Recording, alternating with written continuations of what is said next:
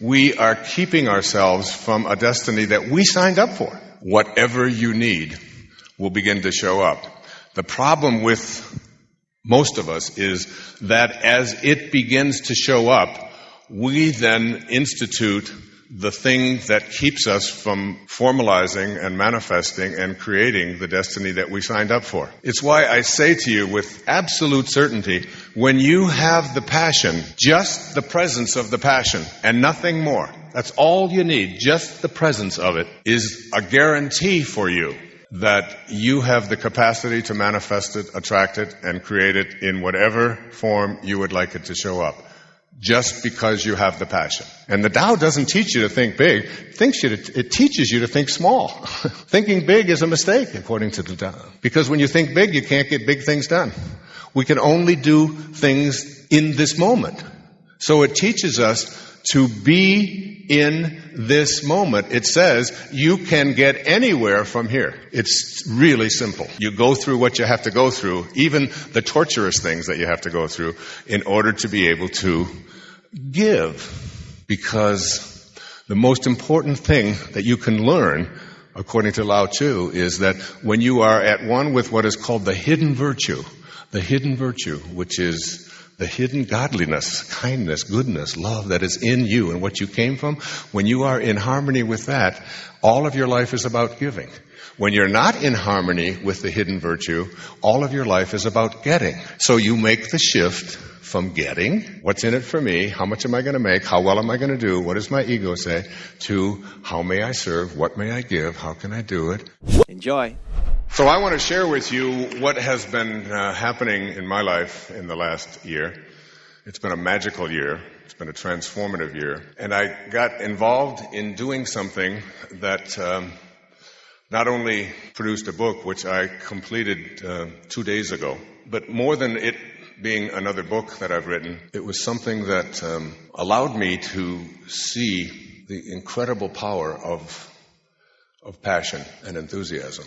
And when you get it in your hearts, and my objective in the short time that I have here with you today is to convey that to you. What you need, what you're supposed to do, how it will work out, what financing is required, what people you'll need, what circumstances you will need to align with the stars or whatever. All will be taken care of if you stay with your passion. And I'd like to suggest to you that whatever your passion is, and even if you don't know what it is, whatever the feeling you have inside of you that says to you, this is what you're here for, you have to do this. As absurd as it may sound, as ridiculous as it may appear to everyone in your environment, including your husband and your children and your wife and your ex-wife and your grandchildren and your neighbors and the people you work with and the people you encounter everywhere you go. It may sound like the most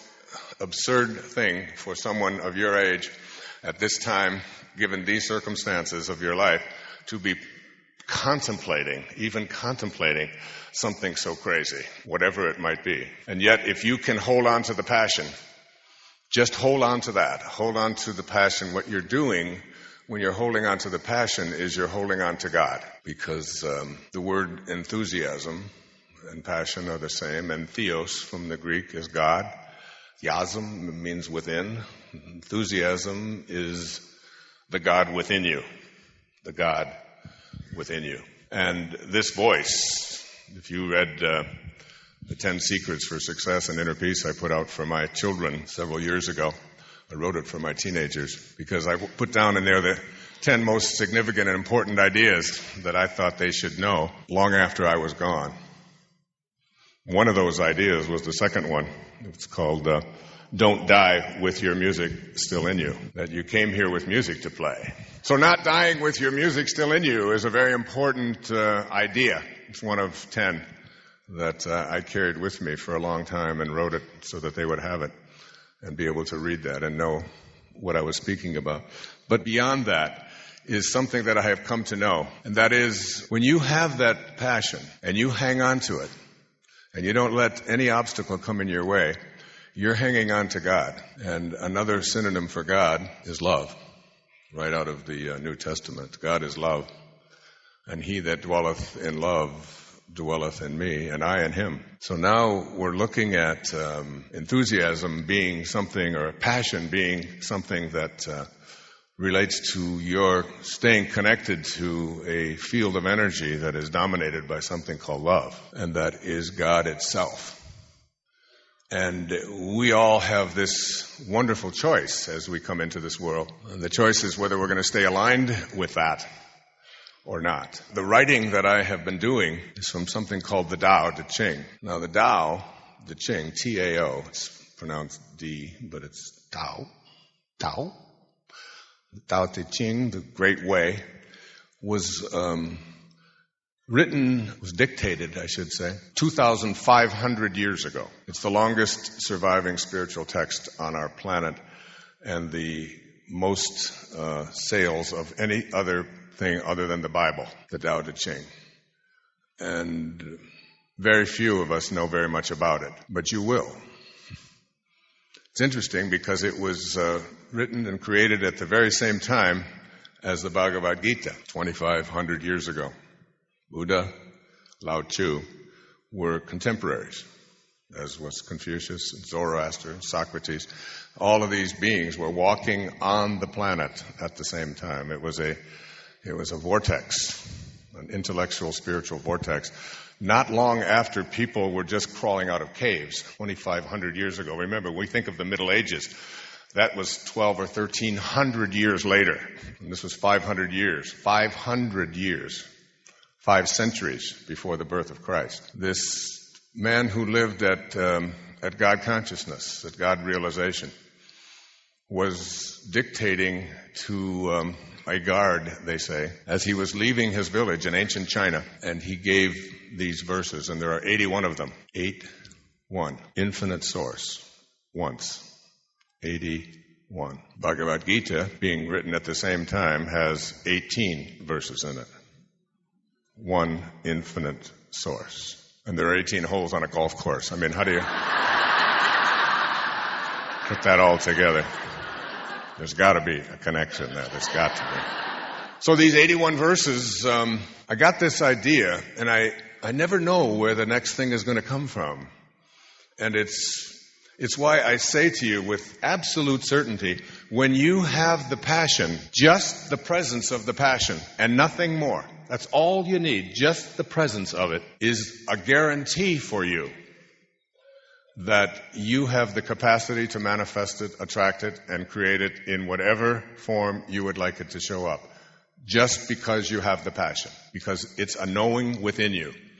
And when you stay with it and align yourself with it, the book you have to write, the music you have to create, the artwork that you have to do, the child that you absolutely must adopt, the business that you have to open up someplace out there that no one else understands or grasps, the thing that won't go away, when you keep it there, when you stay aligned with it, and you keep that alignment in harmony with God, with Spirit, whatever you need will begin to show up. The problem with most of us is that as it begins to show up, we then institute the thing that keeps us from formalizing and manifesting and creating the destiny that we signed up for. Things like doubts. Shakespeare said, our doubts are our traitors. These are traitors. These are things that we live with and we hang on to and we spout and we talk about, and we don't realize that in just the most innocuous and innocent of ways, we are keeping ourselves from a destiny that we signed up for long before we ever entered into this world of form. So I was in England about 1.5 years ago. I was lecturing over there. And a friend of mine in the United States, one of my best friends, told me about a book that he thought I should read. He said, it's so well written and it's so impactful. I think you should read it. And then I kept seeing, this is what happens. Carl Jung coined the term synchronicity, or synchrodestiny, as Deepak calls it. And it's this idea that there's sort of a collaboration with fate that begins to take place when we stay connected to and attached to our passion. Not to how it'll happen, Not to if it'll happen, not to when it will happen, but just to it. We just stay there. And then we get into that state of bewilderment and awe. And as we stay in that state of bewilderment and awe, we start seeing a change take place. I call this book, Change Your Thoughts, Change Your Life, Living the Wisdom of the Tao Te Ching. And it's 81 essays that I channeled from Lao Tzu. And, I say that and I think, whoa, but you know what? I'm 66. It's going to get a little weird now in these last... And when it does, I'm going to point it out so that you don't think I don't know that it's a little weird that I'm channeling a 2,500-year-old Chinaman. But I want to tell you how this happened and then end with something that's, I can't even wait to give you what's going to happen in the last hour. I can hardly wait to get to that one. It's so good. But I got to go through this first. This is even better. So the book was called A Million Little Pieces. Many of you saw it, know about it. It became a huge bestseller. This was before anybody had spoken anything about it, James Fry. And then this huge controversy came up about a memoir and whether all the facts were straight. And he was a drug addict. He was addicted to heroin. He was addicted to crack cocaine. He was drinking 2 or 3 bottles of vodka a day. He was 27 years old. He was days away from death. He was dumped off at... up in Minnesota, a place called Hazleton, and went into rehab. And he wrote his account, looking back on it from 18 years of sobriety, looking back on it. And some of the facts were shifted and changed. And as one of my children said, he was a drug addict, and he exaggerated. Is that a big surprise?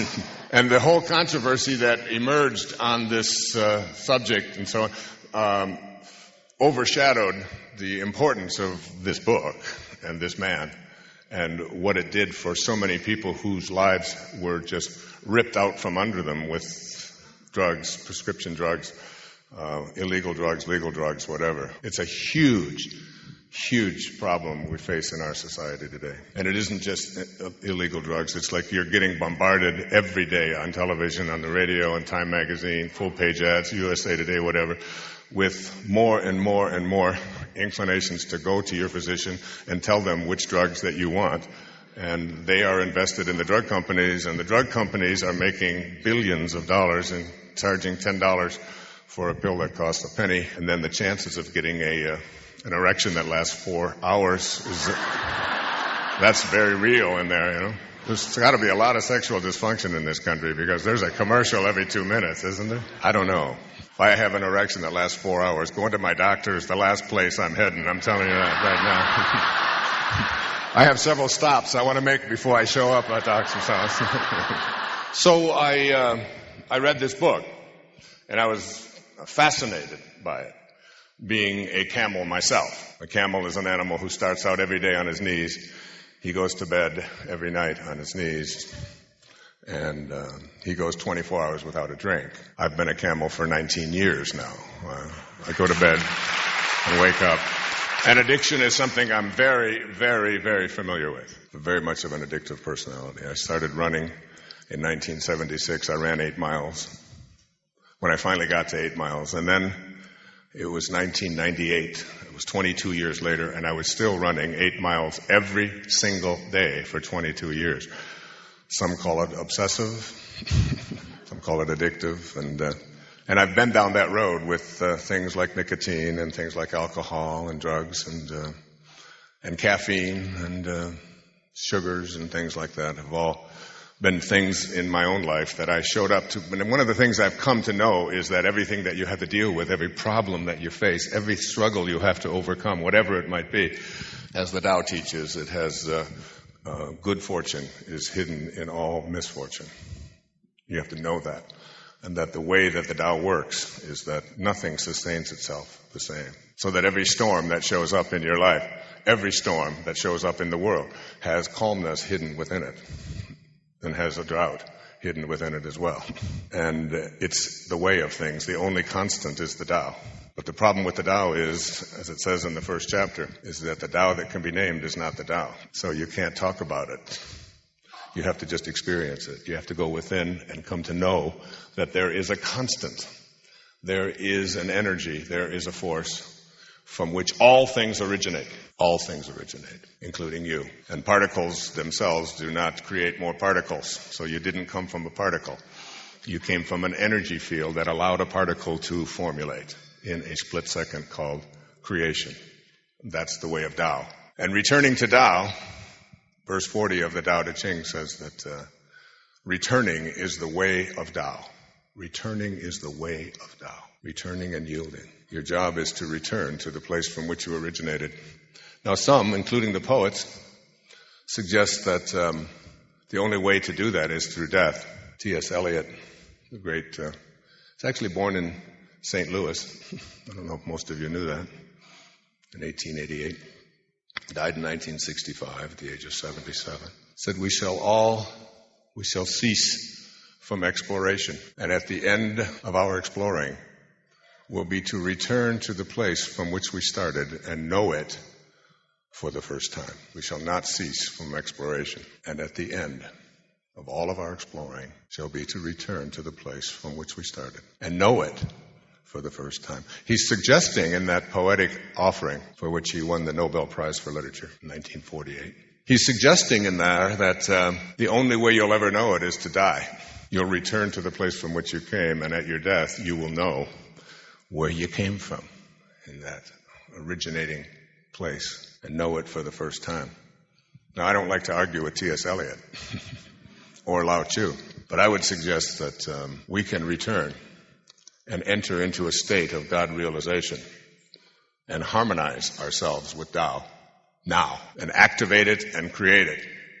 And in the process, gain all that the originating force allowed or intended us to become, which is what we signed up for before we came. It's possible now, and I'll be talking a little bit later about how to access it and what happens when you do. For now, when you read, or if you do read A Million Little Pieces, you discover that this young man in his 20s, when he went into this rehab facility to overcome something that when people reach that level of addiction, very few ever survive it. People who do crystal meth, they say they have 6 out of 100 recover from it. 94 end up dying. And that's an epidemic where I live on Maui. It's called ICE. 6 out of 100 is the success rate. 94 are going to continue taking it. They're going to get something called meth mouth, which means your teeth turn to the consistency of a peach and fall out and your body deteriorates. And that stuff is out there. And that's just one. So he was doing that as well. But something happened to him in there, and he had a much bigger assignment, if you will, or sign up. Because while he was in this rehab facility, he refused to do the things that the program prescribed for him. He wouldn't do the AA thing. He didn't do the 12 steps. He thought that he didn't want to substitute one kind of addiction for another. He found himself putting it all down, being very resistant to any kind of authority, being very much like the kind of behavior that probably got him going in that whole world of addiction in the first place. But what he did do every day is read the Tao Te Ching, the 81 verses, which you can read in about 81 minutes. Only takes a minute to read a verse of the Tao Te Ching, and then you can study any one of them for a lifetime, as you'll hear a little bit later on. So as I would read through this thing and see him resisting the first step and the second step and not going to meetings and not doing any of the things and being very just resistant to any kind of authority, but he kept saying, the Tao, the Tao. And all this time, while I was reading it, I knew about the Tao. I knew about Lao Tzu. I sort of had a vision of what he looked like, and based on paintings and renderings that had survived over centuries, but I had never really studied it. I taught a course in philosophy at a university back in the 70s, and I would do one lecture on Taoism, just sort of skim through it and get on to the real stuff, you know. Because the Taoists don't believe in a God that is a white, dead male in heaven floating around as a cosmic bellboy who is going to offer you, if you pray hard enough, to something outside of you. As Carl Jung, who was a Taoist, said that the surest way to lose your soul is to believe in a God that exists outside of yourself. The surest way to lose your soul. He also said that the purpose of organized religion is to prevent as many people as possible from having a direct experience of God. A direct experience. A knowing God. So the Tao doesn't teach about knowing about God. The Tao teaches about knowing God. And the Tao sees God in nature and in yourself and in all things, inescapably connected to all things, the source of all creation. It does nothing, but it leaves nothing undone. Doing nothing and leaving nothing undone is a wonderful paradox. Try it sometime. I've been doing that, even in my swim in the morning on the ocean in the Pacific. I've been practicing swimming by doing nothing, but just letting my body do what it knows how to do, just letting it move through the water without my having any effort and just watching. Good example of it right now is there's, 1,500, 2,000 people in this room? There's not one person in here who's beating his heart or her heart. And yet every heart is being beaten. So the Tao teaches all of us that you're doing nothing. You're just being done. You're in the process of being done by a force that is handling everything for you and handled it from the very beginning. Very interesting, because the first 9 months of your life, from the moment of conception until the moment of birth, in those first 9 months, you totally stayed out of the picture. And so did everybody else. It's just, you totally surrendered.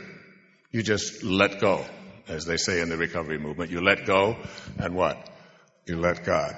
You just let God. So you didn't have a nose when they took a little picture in there, but you didn't go through, praying, oh God, please deliver me a nose, and don't put a bump on it, and don't make it look to this or to that. And everything got handled in exactly divine timing, divine perfection. And you just let go. And so did your mother. You just let go. And allowed. And allowed. And it all happened. And then you were born. And you said, good work, God. I'll take over from here. And so did your parents. And all of your neighbors and your culture will take over. Nice work. And the moment that you did that, you made your biggest mistake. And the Tao, myself here today, teaching about how to get back to that place of doing nothing, but leaving nothing undone. Allowing rather than resisting.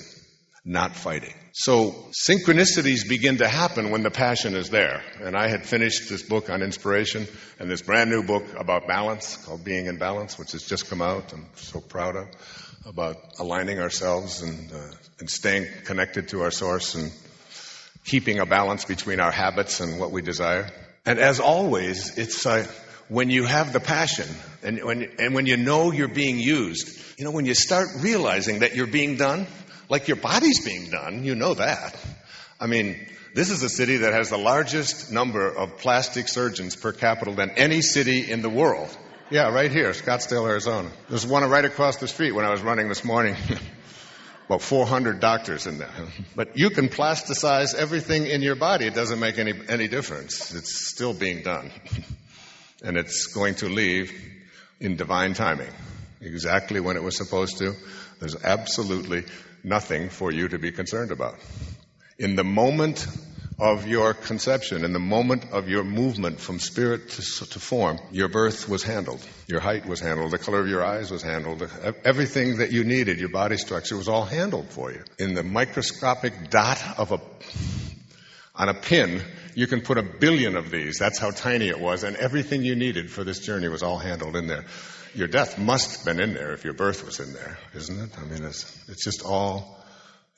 just being done. And if you could be done by staying in rapport with the source from which you originated and know it for the first time, really know it, the ability to be able to attract, manifest, provide what it is that you are here for would become something which would keep you bewildered. It would keep you in a state of awe.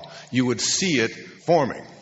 Now, reading A Million Little Pieces, and I was in England, and I picked it up, and I set it down, and I said, no, I don't want to carry it through because, it was heavy, and it was before it was in paperback, and I wasn't sure if I get back, and somebody had sent me a copy, and then I was sort of thumbing through it, and I gave it to somebody to read, and my children started reading it, and I sent it to one of my daughters who struggles with addictions even to this day, dramatically. In fact, she's right now working on her total sobriety.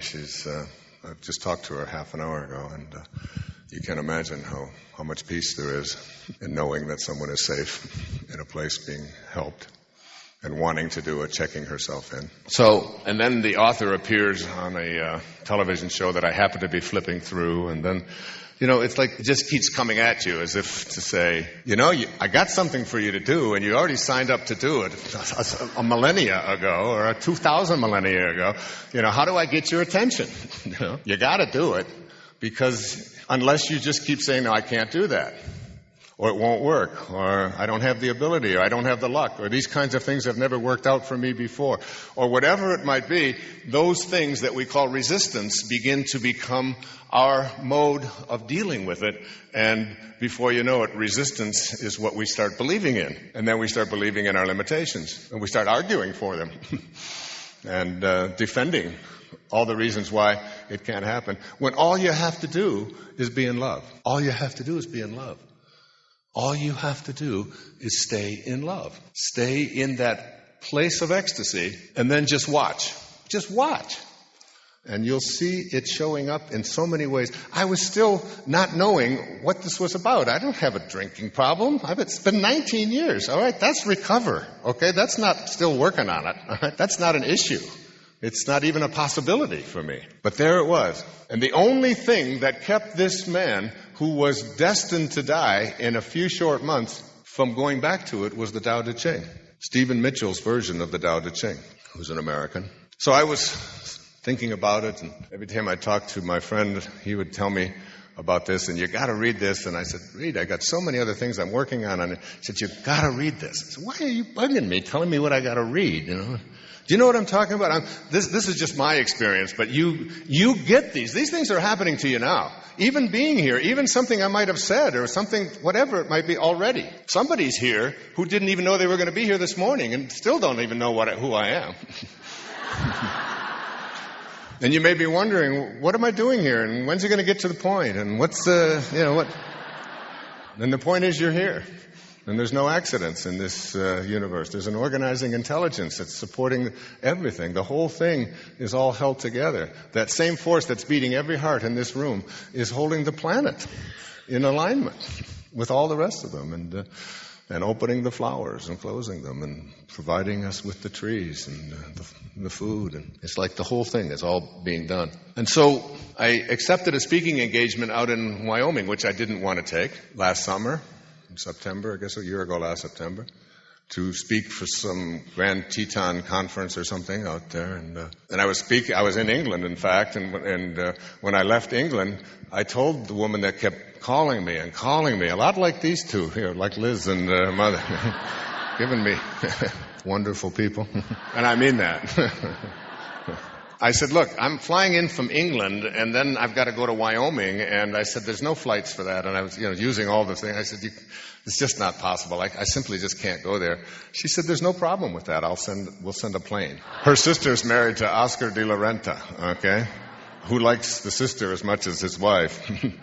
And so we'll send Oscar de la Renta's plane to you, and we'll pick you up. And I said, no, you don't understand. My daughter has got to, I don't do it unless she goes with me. And he said, that's no problem. She can get on the plane too, and then we'll fly her back to where there we were, flying across the country on this private plane, landing in Jackson Hole, and going off to this Grand Teton thing. And I did the talk, and that night I met a woman who was also speaking the next morning and doing a workshop at the same conference. Her name is Byron Katie. I'm sure many of you have heard of her. She's a wonderful, wonderful being, one of my all-time favorite human beings on the planet. And I was going through some particular difficulty at that time, family and stuff, and when I finished my talk, about 11, she stayed up with me till almost 3 o'clock in the morning and worked with me doing something called the work.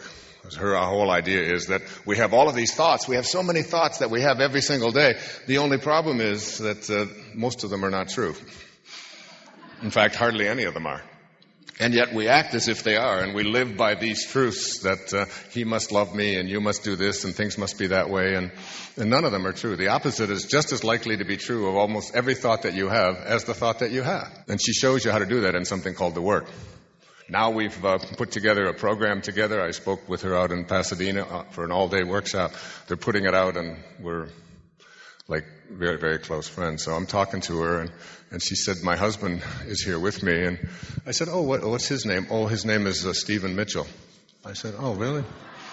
Yeah, she's married to the guy who translated the Tao Te Ching. All right? So I said, enough. You know, in Hawaii, they have this thing, it's called, enough already. That's how they talk, right? So I said, so I began reading through it, and then I saw the whole controversy, and I just felt that he didn't get a fair shake there. You know, I really, I think when you have a choice to be right or to be kind, picking kind is really important, and he made a big mistake by not having a disclaimer at the beginning that some of the facts had been changed. But the man had helped so many people, and you know what? After I read it, I picked up the phone because his publisher had dropped him, and I said, look, I talked to Louise Hay, who's my publisher, and I said, you know, they're going to drop this guy from publishing, and she said, whatever he wants to publish, we'll publish, and we'll pay them whatever he was being paid. That's Louise. So I called, I got his number from Stephen. He had also forgotten to give credit to Stephen for the Tao Te Ching quotes throughout the Million Little Pieces, but he didn't know. He didn't know. And as soon as he found out, he corrected it, which he was willing to do with everything else as well. He's such a decent, really good, beautiful human being. And I called him and I told him about my daughter who was in rehab and was struggling with addictions and all of that. And he said, what's her name? And I said, look, if you just talk to her for 5 minutes, just for 5 minutes, because she read your book, it would mean so much to me, so much. And he said, I'll talk to her for 5 hours or 5 days, or I'll move in with her for 5 weeks if that's what it takes. I'll do whatever it takes to help her. And he did, and called her and encouraged her to stop the bullshit. As he said, stop all of the excuses and get on with your sobriety. And it made a huge impact in her life. So you can imagine I'm a bit of a fan. So this thing from this, called the Tao Te Ching, which he told me, he said, I read it every day. And each day when I read it, it was the only thing that got me through it, because I fought all the rest of it. And I thought, if somebody can be in that state where they're so close to death, and something written 2,500 years ago by a little Chinaman who just gave this to a guard and dictated it and said, these are the essential truths of life, and live them. I said, I've got to get into this thing. I've got to get in. And I talked to my publisher, I talked to Louise, I said, I'm going to take each of the 81 verses of the Tao, and I'm going to write for a year. And I started January the 1st of this year. And I'm going to start and write an essay every 3 or 4 days. But before I do, what I want to do is create a place. And this is something I really want you to think about. I want you to create a sacred place in your home, in your bedroom, wherever it might be, in your office, in your garage. It doesn't make any difference. And you don't need to you can live in a 1-bedroom apartment and do this. And in this sacred place, I'd like you to put your energy into it. I have a place like this on Maui, and it's a place that I revere. It's just a little dining room. But in it, it has everything that has sacred value to me in it. Books that people have sent me, photographs, crystals that people have offered to me in the way of... I had 4 different drawings of Lao Tzu, and I had them framed 8 by 10, and I have them right there as I look at them, along with one of Sai Baba, my teacher who comes and visits me in my soul, in my dream, in my heart, and has the gift of fish and loaves on this planet today. We'll be celebrating his 80th birthday in 2 weeks. Is this person who has this gift of fish and loaves has manifested for me a Ziploc bag, a quart bag, like the kind you take on the airlines, filled with vibhuti. My answer to the airlines and not taking shampoo on a plane is right here. I want you to know. So in this sacred space where I light a candle every morning, in fact, I light 3 candles. One to Lao Tzu, one to Ralph Waldo Emerson, whose 8 by 10 photograph is in front of me, and one to Sai Baba. And they are there. And it may sound silly, but what happens as I walk by this sacred spot in my home where I do this writing with all of these things that are in it, as I walk by, I get up at 3 o'clock in the morning. As you know, if you watch the PBS show, between 3 and 4 every morning. And in that quiet time, when you're closest to God, as again Rumi said, the breeze at dawn has secrets to tell you. Do not go back to sleep. Do not go back to sleep. You're all awakened between 3 and 4, virtually every one of you. That wake-up call is not an accident. It's a universal human experience. It's the quietest time. It's the time when there's the least distractions. God's one and only voice is silence. Silence. That place where you can be connected. And as you get up and fill your body with the supplements that you take, with the antioxidant drinks that you take, with whatever it is, the nanogreens that I drink, and all of the things that I fill myself with in the morning with this healthy, wonderful feeling of good things going through my body. Not coffee, not cigarettes, not poisons, but really life-affirming food. And as you walk by this place with the candles burning and so on, it will draw you into it. It will draw you there. You feel as if you have to enter this space, whatever it might be, your sacred space. And when you sit down in that space, in the middle of the night, and allow yourself to know that what you are here for is now going to be made manifest for you, you begin to allow it to come through you. Now, come on, everything is channeled. God writes all the books and builds all the bridges. I mean, who do you think is delivering this talk? This is just Renawayne Dyer. This isn't me. This is like these words that are coming here from where? Where are they coming from? Who owns these words that come here and go into this little thing that I'm holding in my hand and titillate the stapes in your ear so that you can hear these vibrations? We don't own any of this stuff. This isn't mine. I don't get any of this. I get the royalties. But it's not, it's like you begin to realize that you can be used as an instrument, as a vessel for anything. And when you get your ego out of it, and that's what Lao Tzu teaches more than anything else, about leadership particularly, and this is that the great leaders emulate the ocean. And what is the ocean but the greatest source of power on the planet? And why is the ocean the greatest source of power on the planet? Because it stays low. All of the rivers and all of the streams are all in work at flowing toward the ocean. It all flows back. And it flows back because the ocean doesn't lord itself over anyone. It practices radical humility. It stays low. It interferes not at all. It just allows. It allows everything. Non-interfering is probably the basis of the Tao. And we need to have an awareness of this in our leaders. Eventually, leadership, political leaders, community leaders, business leaders, when we have enough of us, and I'm doing a weekend seminar on living the Tao, inviting people from all over the planet to come to Maui next October, and to be there for a way of living the Tao and putting it into practice everywhere in our lives. So that, I think it's the 57th verse of the Tao says that any country which has most of its energy invested in weapons is not of the Tao.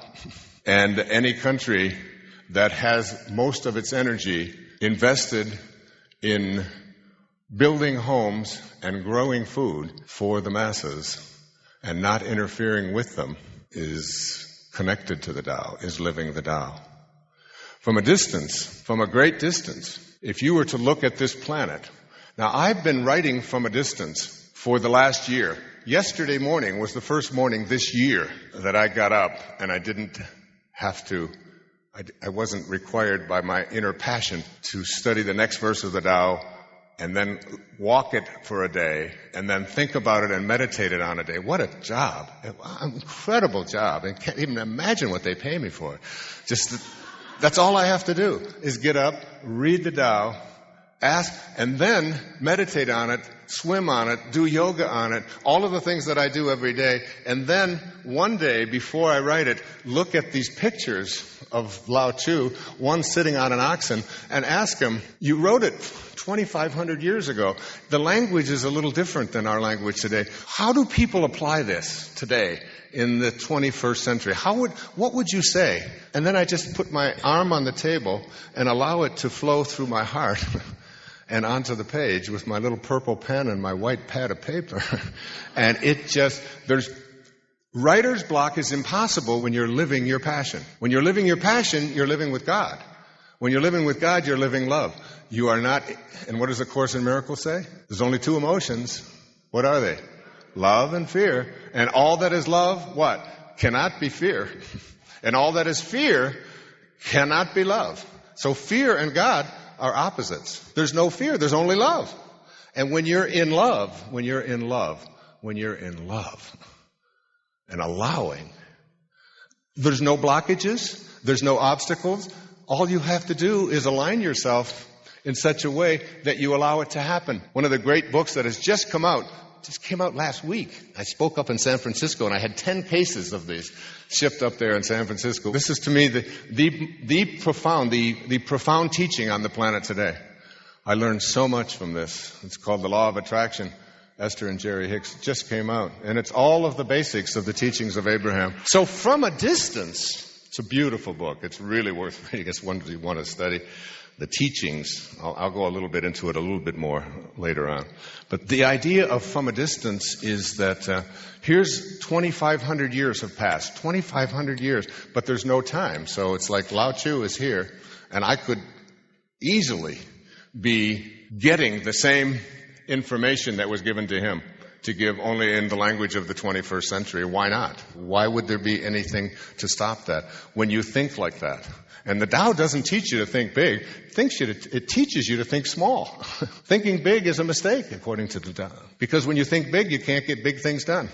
We can only do things in this moment. So it teaches us to be in this moment. It says you can get anywhere from here. You can get anywhere from here. The key is you have to be here. Like, you have to totally be here. So that anything big that you want to do, like 19 years ago when I decided to give up alcohol, or when it was decided for me, because I was just being done. I did it.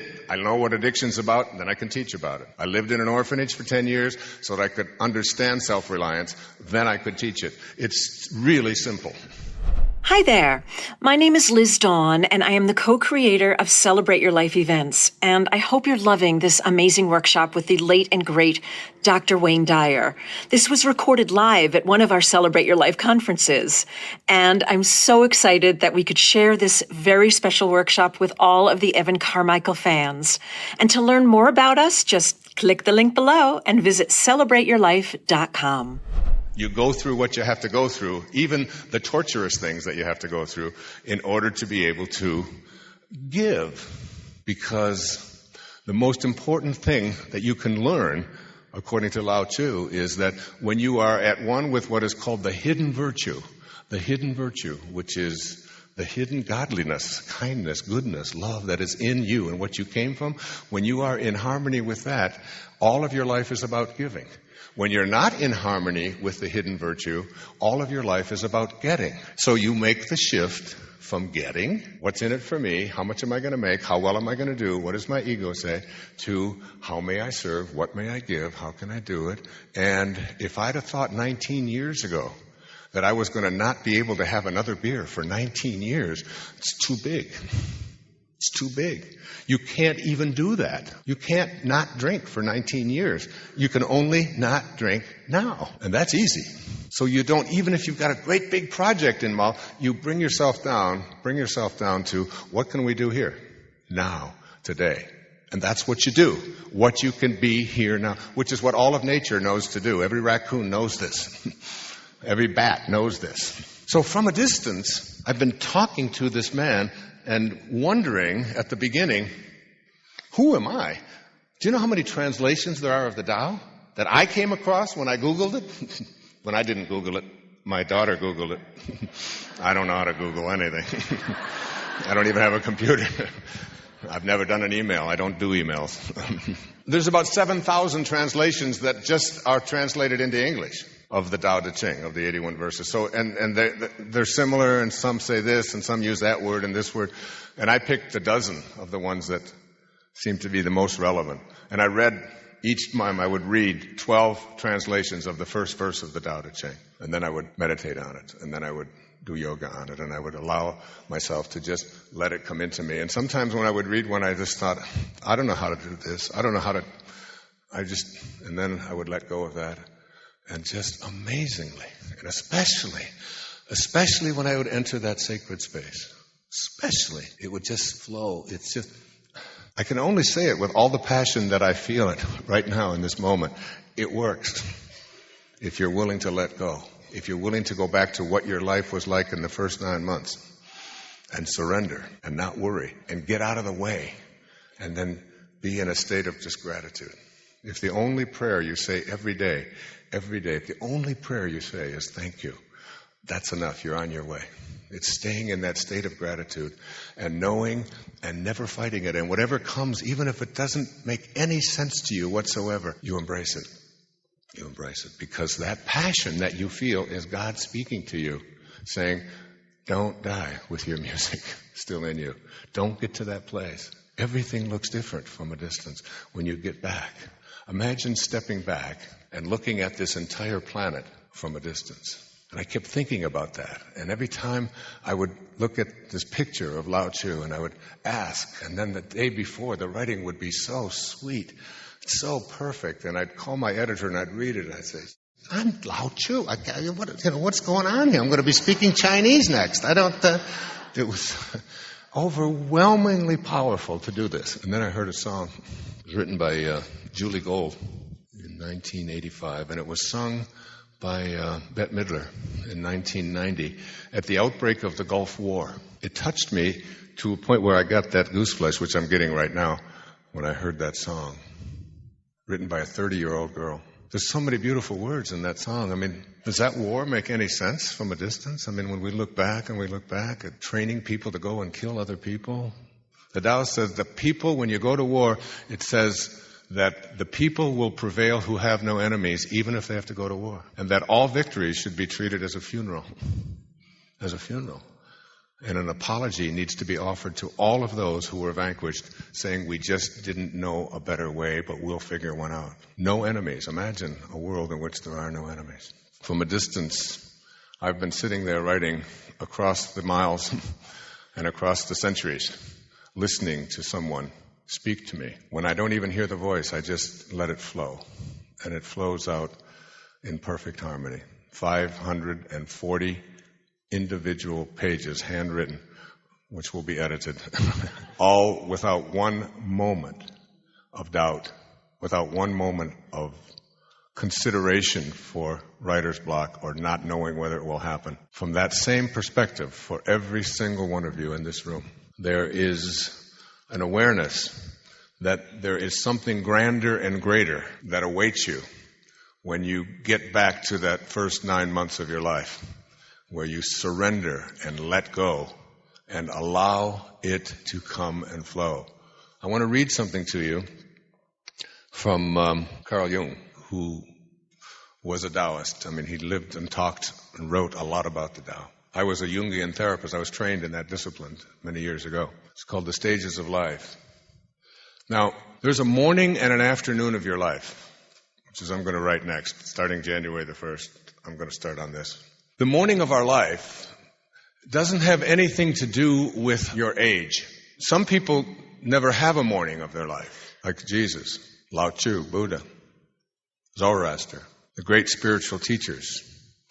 They just show up, and they don't have to go through certain kinds of things that we are trained. But I had a morning of my life and an afternoon, and I'm in an evening.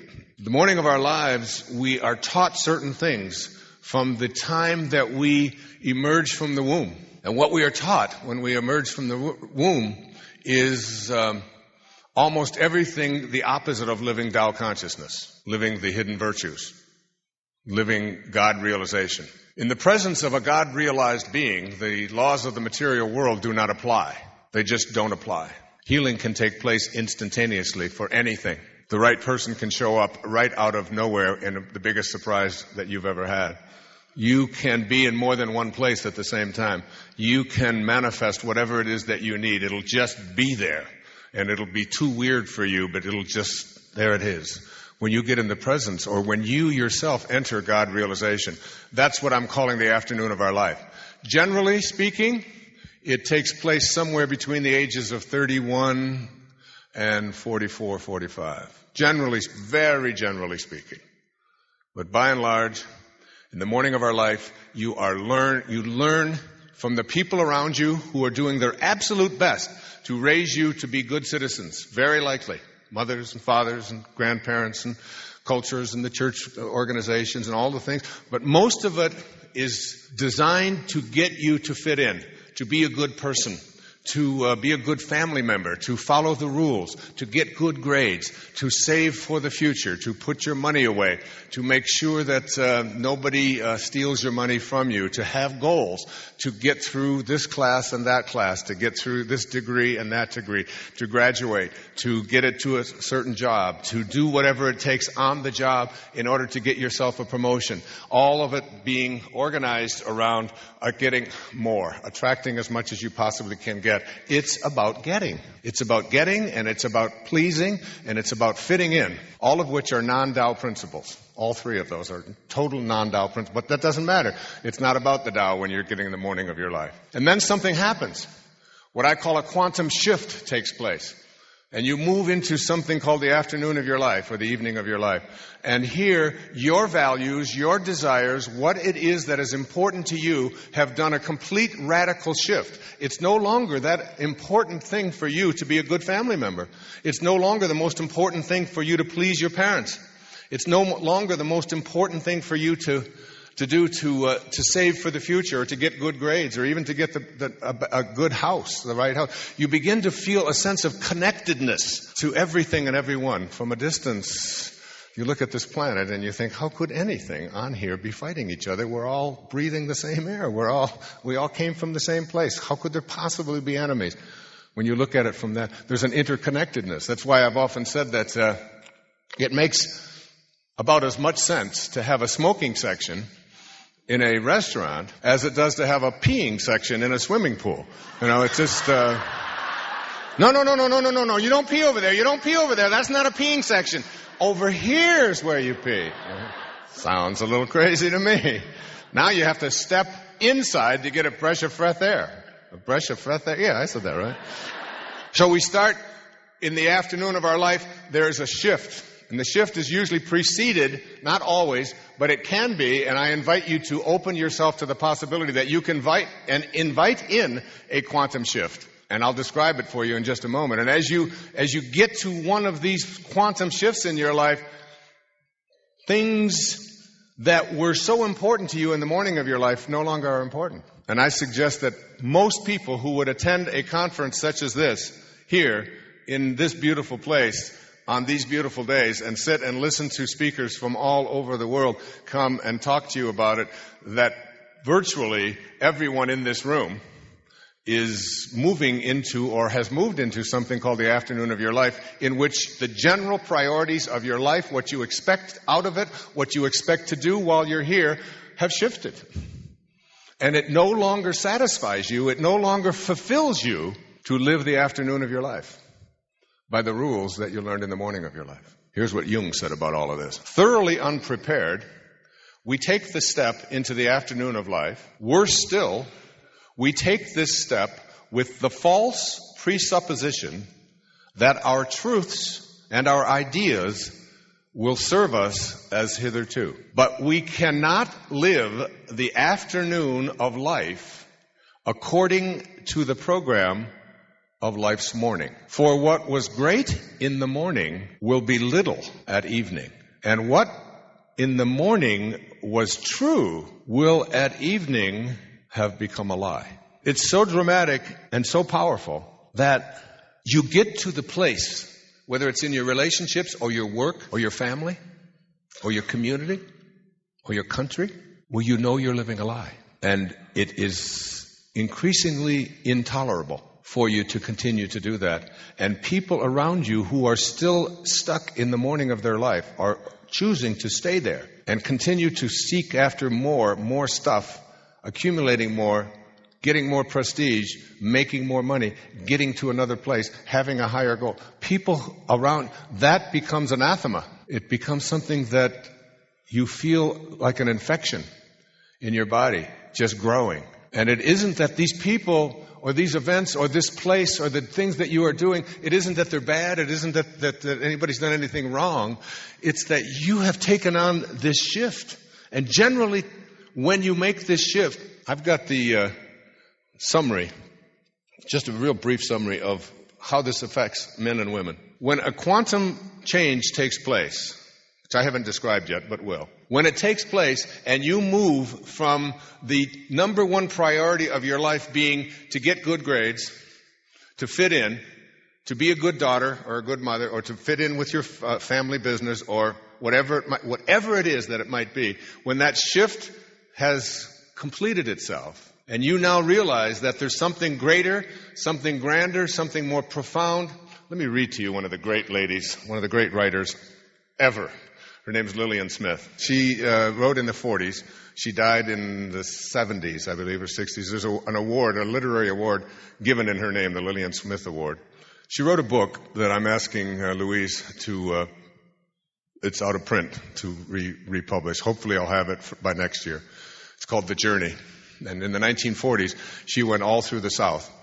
And she looked at integration and the ways that whites were treating blacks in the South. It had a profound change. And when you read her, she had a double mastectomy also, which was not ever even talked about when she was writing in the 40s. And her writing is so profound. Well, this is what she says. She says, to pray, it is so necessary and so hard. Hard not because it requires intellect or knowledge or a big vocabulary or special techniques, but because it requires of us humility. And that comes, she said, I think, from a profound sense of one's brokenness and one's need.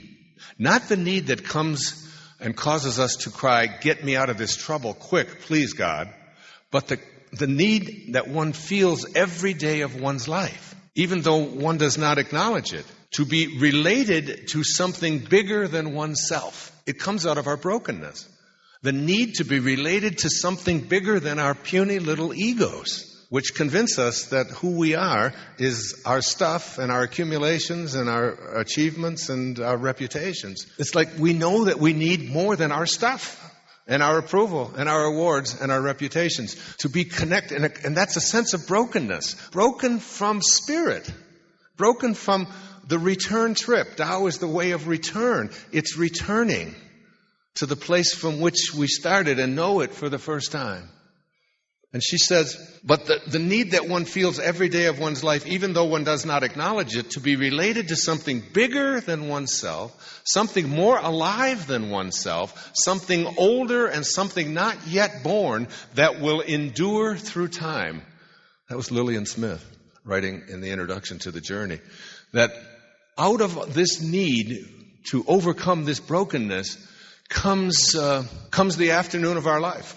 Comes this time when we say, my connection to God, to Source, to Tao, to universal mind, to spirit, to that from which I originated, from which I can never be disconnected, which is who and what I am, my own divinity. It's never too late to teach that. And it's never too early to teach that. You can do it with your babies. This is why I've got two little children's books, two wonderful children's books. One's called Incredible You, and the other one just came out. It's called Unstoppable Me. So now we enter this thing, this change, this something takes over for us. And this thing called a quantum shift or a quantum change in our hearts takes over. And once it does, there's no going back. So now, well, let me describe first the quantum shift, the quantum change. In a book called Quantum Change, they suggest that when these things come into your life and the shift is on, that the experiences are so dramatic that they often are accompanied by voices that we hear and an energy that we experience in our life that no one else knows. Here's a friend of mine. His name's Bill W. Bill Wilson. Yeah. For those of you who don't know why they're clapping, he was the founder of Alcoholics Anonymous. And before Bill W., when you had alcoholic psychosis, you just died. It was incurable. And he found something where he brought spirit and God and helped people to return to the source of well-being from which they originated and to live from there, which requires nothing external to ourselves in the way of substances. And he said these words about this, it's called the mystical type of quantum change. He said, "My depression deepened unbearably, and finally it seemed to me as though I were at the bottom of the pit. I still gagged badly at the notion of a power greater than myself." That's the ego at work. "But finally, just for a moment, the last vestige of my proud obstinacy was crushed. All at once, I found myself crying out, 'If there is a God, let him show himself. I am ready to do anything, anything.' And suddenly, the room lit up with a great white light. I was caught up into an ecstasy which there are no words to describe. It seemed to me, in the mind's eye, that I was on a mountain and that a wind, not of air, but of spirit, was blowing. And then it burst upon me that I was a free man." A wind of spirit. It happened for me when I left drinking 19 years ago. It was 4:07 a.m. and I awoke, and I had been thinking about this whole thing because I wasn't, and I never have been, and I am not now, an alcoholic. I drank every day. I drank 2 or 3 beers in the evening. I was never drunk. I just walked away from it when I had enough. None of the symptoms of alcohol. I've had many other labels that I've placed on myself, but that happens not to be one of them. I had a teacher in India who told me, if you want to reach the level of consciousness that you were destined to reach, and that is your vision, you have to leave alcohol behind. And I said, I have no trouble with that. I just want to have a couple of beers each day after I run. And he said, no, you will do it, and when you do it, it will be easy. And I awoke at 4:07 a.m., and I couldn't remember a day in the previous 15 years that I hadn't had at least 2 or 3 beers. And the room changed. There was almost like a spray in the room. It was, I can still smell it. It was a smell of almost like roses in the room. And I can remember everything that was on the dresser. I can remember the clothes that were hanging in the closet. I can remember the color of the sheets, exactly what I was wearing at that moment. Everything about that room I can still remember. And in the quantum change, they said there are 4 qualities or characteristics that come to you when you experience one of these shifts, and you can call upon it. 1 is that they are always a surprise. 2 is that they are extremely vivid. Very vivid, almost as if you're looking through different lenses and the colors get sharper and brighter. They are also always benevolent. That is, you feel like you're in the presence of something that is just overwhelmingly loving. Getting it now. It's like a kundalini. It's like a warm shower just running up and down your spine. It feels like pure love. It's why I always enter the room from the back. You can feel the love. You can feel that. And in one of those moments, you're in a benevolent experience. And 4th is that it's always enduring. So it's surprising, it's vivid, it's benevolent, and it endures. And it's 19 years later, and it happened yesterday. There was never even a thought of having alcohol again. And it wasn't like I stayed away from it. I worried about it. I didn't go to places. It was just out of my life. It was one of those quantum shifts. Now, you don't have to have a moment like that. It doesn't have to be where you have this magnificent kind of hearing a voice. Many people do hear voices. It can be anything at all that is so profound for you that you know that you have been visited by a force that you have always been connected to, but you're now listening to for the first time. And when it happens, for women, before one of these experiences, their number 1 through 5 priorities in their life, when asked to list the values that were most significant to them out of 60 choices, they picked 1, taking care of my family, 2, being independent, 3, having a career, 4, fitting in, and 5, being attractive. Those were the qualities and characteristics, the values that women picked. After one of these quantum experiences, the number 1 priority was their personal growth. The second was their self-esteem, feeling good about myself. Third was spirituality and staying connected to God. Fourth was a sense of happiness, my own personal happiness. And 5 was living in a spirit of generosity and giving. That was the shift that took place. That's a major shift from taking care of my family to my own personal self-esteem and feeling good about myself. Now for men, before and after, the number 1 through 5 qualities or characteristics, values out of the top 60 listed was, for men this is before one of these quantum shifts, was wealth, the accumulation of wealth, which is what we're trained in, isn't it? Secondly was a sense of adventure. Third was feeling a sense of achievement in my life. Fourth was my own personal sense of pleasure. And 5th was to be respected by others. After one of these experiences, a visitation from Tao, a reconnection to Source, the number 1 quality and characteristic of a man, and this happened for me for sure, was spirituality. The second was personal peace. The third was family, taken care of and loving family. The fourth was living God's will, or living at God realization. And the 5th was honesty. Look at the shifts. Look at what happens, what takes place when these kinds of shifts come into our lives, when we go from the morning of our life, when our primary purpose in life is to live out this ego. And the ego is this idea that we have of who we are that says who I am is what other people think of me, and who I am is what I accumulate, and who I am is what I achieve. And that's the whole focus of my life. And the problem with that as a perspective of a way of living is that if you are what you have, then what you begin to realize is that when you don't have, then you aren't. And if you are what you do, and you no longer can do, whatever that can do is, then you aren't. And if you are what other people think of you, and what other people think of you changes, which it always does, then who you are has no substance, no value. It's located in something outside of yourself. So it's ephemeral and it's devastating if you want to get to the end of your life and not have to say what Ivan Illich, Leo Tolstoy's famous character in The Death of Ivan Illich, said as he was lying on his deathbed, looking up at his wife whom he despised because he felt that she was responsible for all of the things that he had to do that he was unhappy with. And he looked into her eyes as he was dying and said, "What if my whole life has been wrong?" Can you imagine anything? I mean, just even saying that, just hurts inside. What if you had to go to the end of your life and say, what if my whole life has been wrong? And I think about these quantum moments and how they can come and when they can come. And there's a lady here in the room who has become one of the closest people in the world to me, someone I adore. Her name is Immaculée Ilibagiza.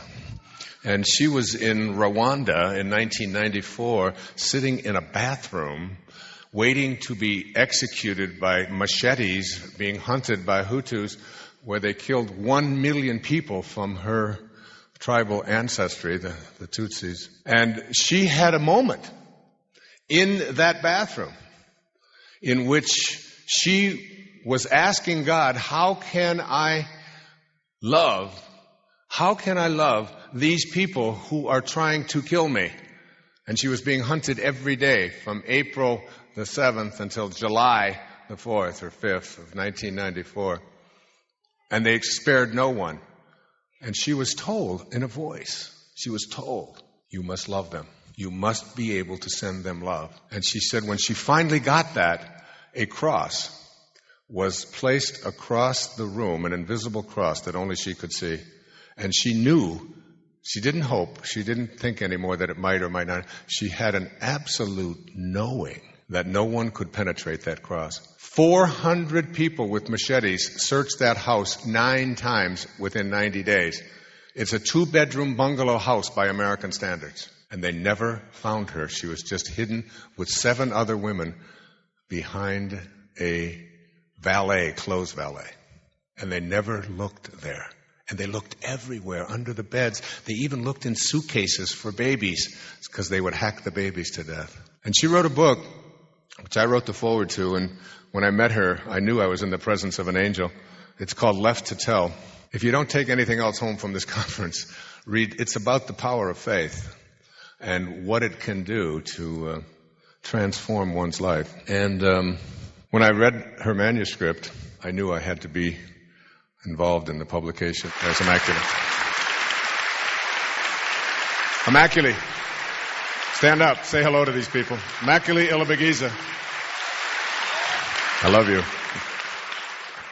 She's a saint who walks among us in many ways. Other ways, I have a little problem. But I traveled with her for a year and a half, and she's become like, I don't know, a friend and a colleague and a daughter and a loving, beautiful partner in this whole vision of transforming the world. And 60 Minutes has just spent over $1 million on, went back to Africa with her and reunited all of the women but one who died of AIDS in the bathroom and are telling her story. It'll be out, watch for it, within the next few weeks or months. It's all in the can and ready to go, and it's one of the great, great shows. You'll be seeing it on Left to Tell. This quantum shift, when it happens, when there's a knowing within you, and I started out by talking about passion, that when you have that passion, you are in balance. That's what being in balance really means. We have desires, and these desires, when they are aligned with Spirit, when these desires are so aligned with Spirit that we know that this is our passion, this is God speaking to us. This is my desire, and it's not about getting for me, it's about what I'm here to give and do, because giving is what God always does, asking nothing in return. It's about giving anonymously. The great Persian poet Hafiz said, in all the history of people, in the whole history of time, the sun has never said to the earth, you owe me. And then he said, just think what a love like that can do. It lights up the whole world. It lights up the whole world. In A Course in Miracles, there's this wonderful line of Jesus saying, if you want to be like me, I will help you. If you want to be like me, I will help you, knowing that we are alike. If you want to be different than me, I will wait until you change your mind. And you will change your mind. You may have to get back to that place, and the only way getting back to it may be to die. But you will change your mind. Now, I had a letter come to me that is so illustrative of all that I have been speaking here about this idea of quantum shifts, the interconnectedness of all things, and the awareness that we can get into the afternoon of our life, live out what our highest values are, and access whatever it is that we need by having passion about the outcome never being in doubt. Just having that passion. And the question is, can you do it? The question is, can you have the knowing? I've gotten this sort of reputation for being able to heal animals. I can't do it with people, but animals, for some reason, I have a very deep connection to St. Francis. And people, when they brought animals to me with like these huge tumors, cancerous tumors and so on, or a cat with leukemia, and they presented these cats for some reason, and when they say, can you do this? I say, absolutely.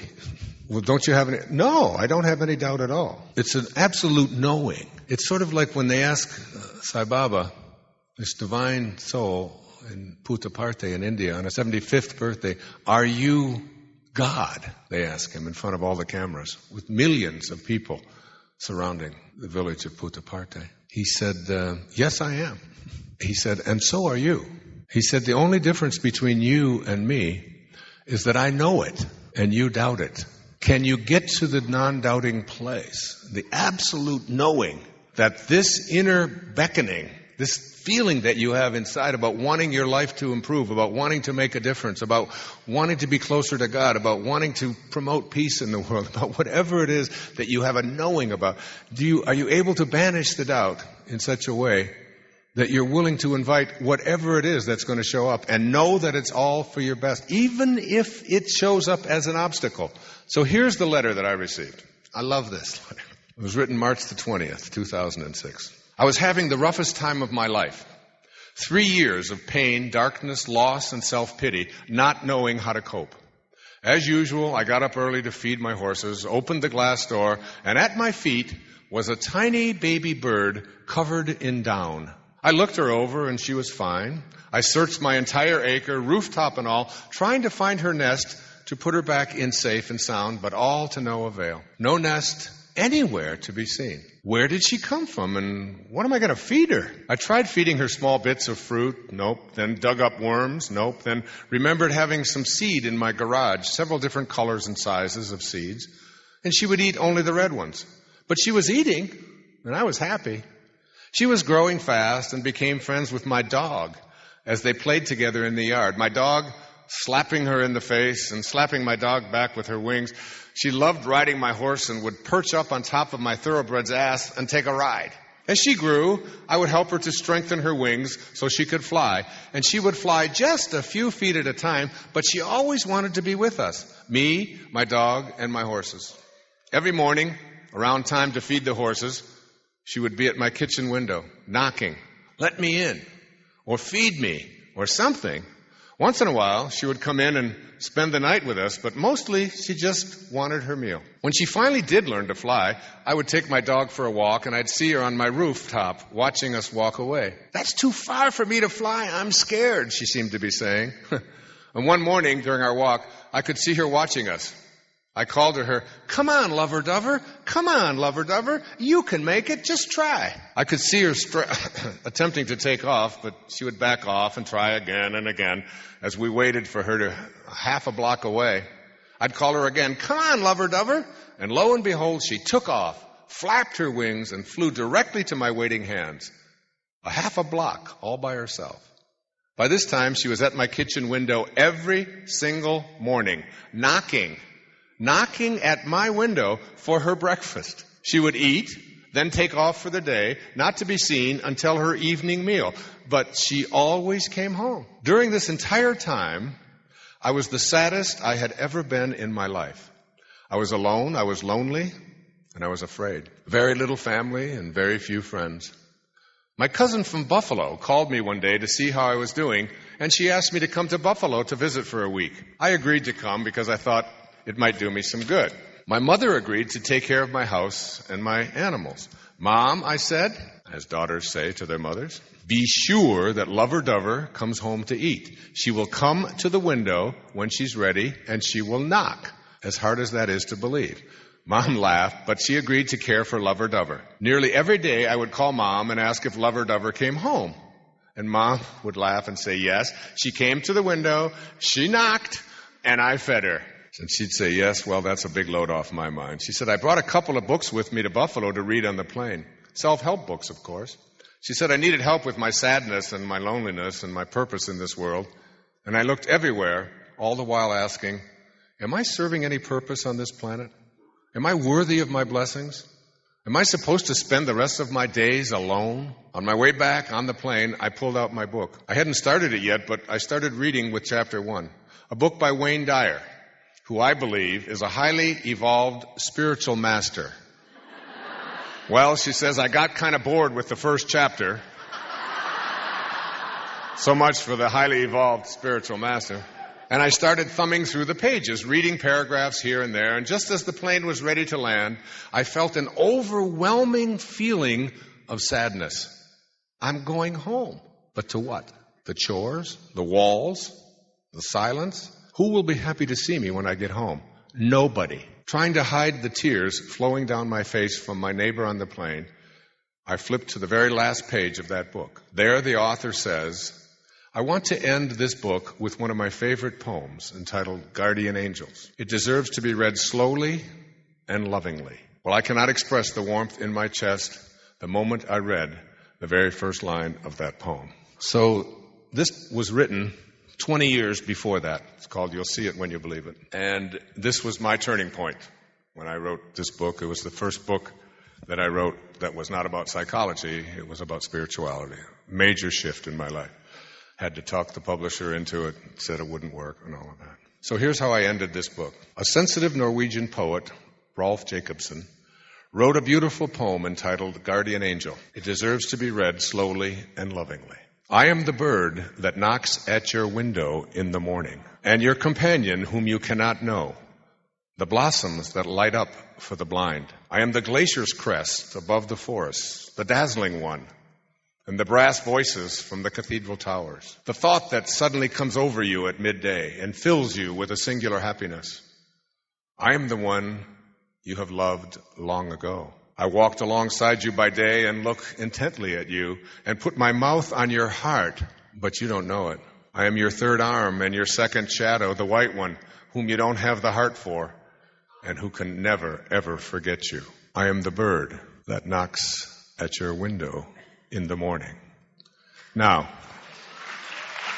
this book, the ending of that book, I don't have the time, but it could take me an hour to tell you the struggle I had about whether to include that poem in that book or not. I put it in, I took it out. I called my editor in New York. I said, I don't really think it's an appropriate ending to this. She said, then take it out. I said, okay, take it out. 24 hours before it was to be published, I put it back in. 12 hours before, I took it out. And the last hour before I had galley deadlines, I called up and said, put the damn thing in. I can't get it out of my mind. What's the connection between, am I doing it or was I being done? And was Rolf Jacobson in Norway writing this poem knowing about this woman out in Nevada who was desperate and lonely? Listen to the conclusion of her letter. Needless to say, I was overwhelmed by the message I had just received. Coincidence? I think not. That was one of the first times I had a genuine smile on my face in 3 years. It was the start of my healing and a blessing in disguise. Shortly thereafter, I never saw Lover Dover again. She didn't come home that morning or any morning thereafter. So, coincidences, all of that kind of thing, the interconnectedness between all of things, the awareness that when you begin to open your eyes and shift, what would motivate her to pick up that book 20 years after it was published? To carry it on a plane and to have me. And you know, that poem wasn't even a poem that I discovered. It was given to me by my very first doctoral student, Pat Murphy, at St. John's University in New York. He said, this is so beautiful. I think you should put it in your book. Back and forth. And you're doing it, and you're back, and you're forth, and you think that you've got it all handled. So the only thing I didn't mention was this wonderful, what I called my bathroom book. I didn't write it, but it's myself, Deepak Chopra, Marianne Williamson, who is here, Mother Teresa, the Dalai Lama, Louise Hay, Ram Dass, Bernie Siegel, Scotty Peck, Joan Borysenko.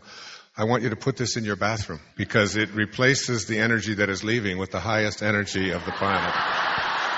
There you are. The experience of God. And so we come to the end, at least the end of my presentation here. We shall not cease our exploration. And when we finish exploring, we shall return to the place from which we came and know it for the first time. But you don't have to die to go there.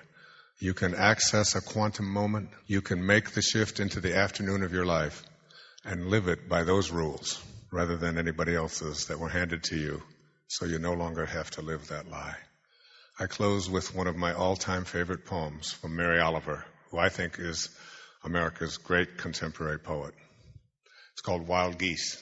You do not have to be good. You do not have to walk on your knees for 100 miles through the desert repenting. You only have to let the soft animal of your body love what it loves. Tell me about despair, yours, and I'll tell you mine. Meanwhile, the world goes on. Meanwhile, the sun and the clear pebbles of the rain are moving across the landscapes over the prairies and the deep trees, the mountains and the rivers. Meanwhile, the wild geese, high in the clean blue air, are heading home again. Whoever you are, no matter how lonely, the world offers itself to your imagination. Calls to you like the wild geese, harsh and exciting, over and over, announcing your place in the great family of things. In every moment, ladies, and gentlemen, every moment of your life, you have that great choice offered to us from the Course. You can either be a host to God, the Tao, or a hostage to your ego. It's your call. The wild geese are calling you home. Thank you, and God bless you. Namaste. Also, to make sure you're actually taking action after watching this video, I've designed a special free worksheet just for this video. The worksheet will highlight all of the lessons learned in this video, as well as pull out our 3 favorite learnings and quotes that will inspire you to actually do something. The worksheet will also give you space to write down what your key takeaways are and your specific plan of action to make sure you're getting results. If you want the worksheet designed specifically for this video, absolutely for free, there's a link in the description below. Go click on it and start building the momentum in your life and your business. I'll see you there. To watch another amazing Wayne Dyer video, check it out right there next to me. I think you'll love it. Continue to believe, and I'll see you there. I have a right to be happy. I have a right to be unhappy. You'll hear people say it all the time. I have a right to be miserable. And they go around defending their right to be miserable. And when you defend your right to be miserable, you attract exactly what you're defending into your life.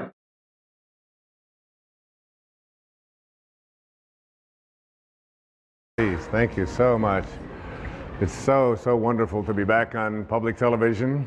It's now 10 years we've been creating public television programs. It's been a wonderful journey. I obviously support public television. It's a way to bring higher consciousness to our entire country, and I'm proud and pleased to be here. This is a program about changing your life. Not in the traditional way that we think of when we think about changing our lives. Usually that means changing your behaviors, retraining yourself, getting new habits, going out and trying them out and changing your life.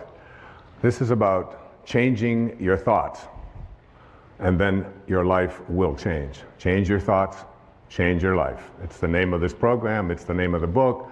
It is something that I very strongly endorse, that we have within us the ability and the capacity through the way that we use our minds and the way that we process things and events to make our lives totally shift and change around.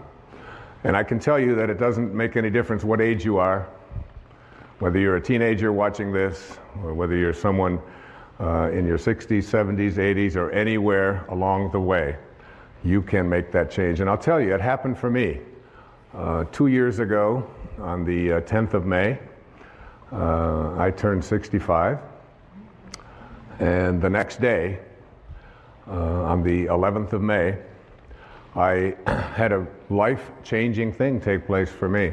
I changed the way that I was thinking about who I am, about what kind of a man I am, about what kind of a person I intend to be for the rest of my life and where I'm going. And something began to resonate with me that I had to make a shift and make a change at the age of 65. I had a wonderful office, which was really a townhouse. It was filled with over 20,000 books. It was filled with clothing. It was filled with records of all kinds. It had pictures on the wall. I had awards that I had received over the years, and everything that I had accumulated, literally, in this physical world, had accumulated in that office. I turned the key and handed it to my manager, Maya, who's been with me for almost 30 years, and I said, I would like you to sell everything or distribute everything that's in there. Sell the townhouse, get rid of it. Take all the records, all the books. I got rid of my shoes. And I left it all behind and turned it over to her to get rid of everything. I detached myself from a lifetime of accumulations, and I moved full-time to a place over in the middle of the Pacific Ocean on one of our great islands called Maui. And in the next months, I began to get a lot of things coming to me about what my life was to unfold, things that I wasn't even expecting. And I think about this idea about what age you are. and whether or not changes and shifts can be made, and how difficult so many people attribute this to. They say that's an impossibility. I couldn't possibly do that. I'm so attached to all of these things, or I'm too old. I've been living in the same place too long. Whatever it might be. Right here in this audience is one of the women that I revere. I think more than any other woman I can think of in the professional world. At the age of 60, she changed her thoughts, and her life changed dramatically. She started a publishing company called Hay House, which is one of the world's largest publishers of spiritual and higher consciousness materials. She wrote a book called You Can Heal Your Life. She's here today. Her name is Louise Hay. Louise, would you stand up and be acknowledged?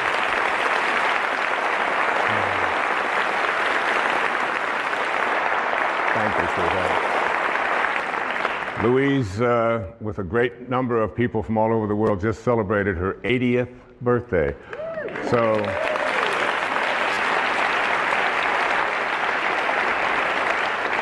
I should look so good even at 60, all right? And I'm just so deeply honored that you're here, dear. Thank you. What happened for me in the next few months was absolutely life-changing. I had a friend tell me who was severely addicted to all kinds of drugs and alcohol, who was basically very close to death. He refused all kinds of treatment. He wouldn't go through the programs and so on. But he read a book, and the book was called The Tao Te Ching. The Tao Te Ching. T-A-O-T-E-C-H-I-N-G. Tao Te Ching. Tao in ancient Chinese means the way, the great way. Te is the term that means the application of or the virtue of. And Qing in ancient Chinese means book. So it's the book for applying the virtue of living the way. That's what this book means. And he told me that, and I thought, I've heard of the Tao Te Ching, I've heard of Taoism, I'm familiar with that. I had read about it when I was in college. I'd even lectured a little bit about it when I was teaching at a university in New York City, at St. John's University. It was something that I had sort of a cursory awareness of. But it wasn't something that I was really profoundly interested in. I was watching a TV show one night, and someone talked about the Tao on there. I walk into a bookstore, and there's a copy of the Tao. This is all happening in the 6 months or so that between when I had left, and knowing that it was time for me to detach myself from all of the things that had been so much a part of my life and move on into a new area of my life. So I couldn't resist it any longer, and I said, I really want to read the Tao, and I'm going to take the next year, a full year. And in that year, what I would like to do is I would like to read each verse. There are 81 verses in the Tao Te Ching. You can read it in an afternoon, but you can study it for a lifetime. And in the studying of this, I said I would like to just take those 365 days for the next year, and in every 4 days, I am going to read one verse. Some of them are only 4 lines long. Some of them are 12, 16 lines long. I'm going to create for myself a way of seeing if I can live this Tao. And what I did was I would read it, then I would meditate on it, I would walk on it, I would go swim on it. When I would do yoga, I would practice it, and then I would sit down after the 4th day, and I had a picture of the man who was considered to be the author of this, although there's no historical actual record of whose name is Lao Tzu. This is the visage that I looked at. This is the image of an artist's drawing of Lao Tzu. In ancient Chinese means old man. Old man. He was the old man who was living in China in the time of the warring states, and he decided he didn't want any more to do with war and violence and hatred and killing and all of the things that were so much a part of his world. And he got on his oxen and he left, and before he left to go off and be by himself, he dictated some 5,000 Chinese characters, these 81 verses that became the Tao Te Ching. There are some people who call the Tao Te Ching the wisest book ever written. If you Google this thing called the Tao Te Ching, you'll come up with over 1,300,000 hits on the Tao Te Ching. Not only that, there are 14,000 translations of the Tao Te Ching that I have come across. So what I did is I took 10 of those translations, the ones that seem to be the most relevant, the ones that seem to have the most meaning to those people who lived in this part of the Western world, and I combined them into what I consider to be the most useful translation of the Tao Te Ching. And each morning I would get up and I would look at this picture and I would ask, what is it that you would say to the people who are living now at this time, given the conditions that we have in our life right here? What is it you would do? Many people call this a manual for achieving a way of life that literally guarantees integrity, joy, peace, and balance in our life. Now, there was a man who was a contemporary of Lao Tzu. His name was Confucius. He was many years younger than Lao Tzu, but he kept hearing about this old man who had all of this great wisdom. And one day, he decided that he was going to go, legend says, and visit Lao Tzu. And he spent a full day listening to this man, because Confucius was someone in China who was trying to lay down all the rules of etiquette and how to conduct yourself and trying to dictate to the people what they should be. Lao Tzu had nothing to do with any of that. And when he went to see Lao Tzu, he came back and he talked to all of his people, and this is what he said. He said, "Of birds, I know they have wings to fly with. Of fish, that they have fins to swim with. Of wild beasts, that they have feet to run with. For feet, there are traps. For fins, there are nets. For wings, arrows. But who knows how dragons surmount wind and cloud into heaven? This day I have seen Lao Tzu, and he is a dragon." And there he is, a dragon. And a dragon in ancient Chinese was a picture of someone or something that was so mysterious and so difficult to comprehend, because it could always be something else. There was a great teacher who came many years after that. His name was Rumi, who was Jalaluddin Rumi, who was a great poet, a Persian poet in the 14th century. And he had a line. He said, "The day that you were born, a ladder was set up to help you to escape from this world." I believe that the Tao Te Ching and this thing that I have done, this change your thoughts, change your life effort that I spent 1 full year on every single day, doing exactly what I just said, is a ladder that will help you to return. In the Tao, there's a very famous line. The 40th verse of the Tao says, "Returning is the motion of the Tao." Returning is the motion of the Tao. So that all of us came from a divine spiritual essence, invisible. Everything in the world of form emanated from something that is formless. There was a split second when you went from non-being to being.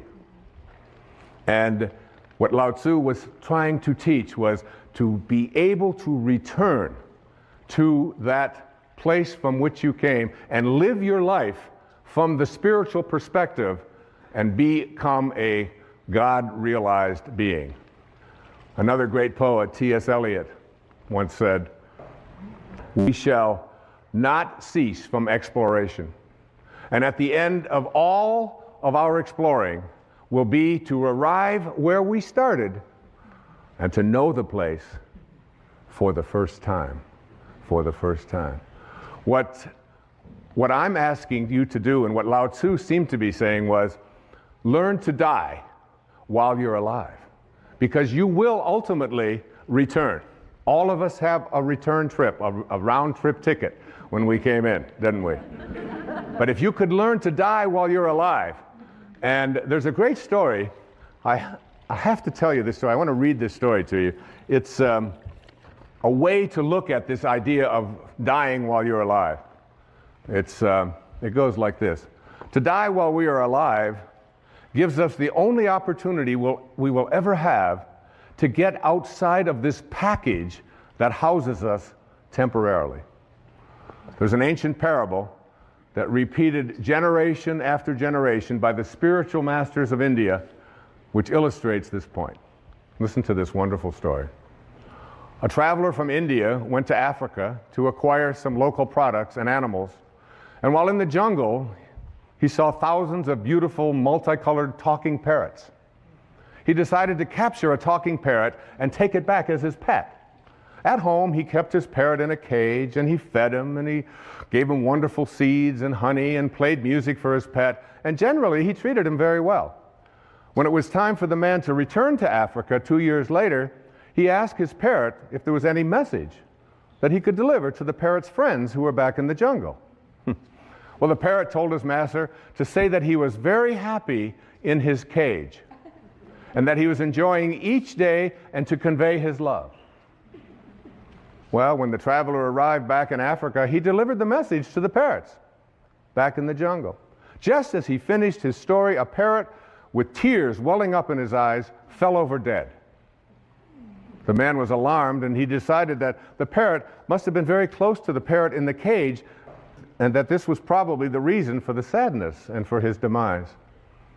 When the traveler returned to India, he told his pet what had happened. As he finished his story, the pet parrot's eyes welled up with tears, and he kneeled over dead in his cage.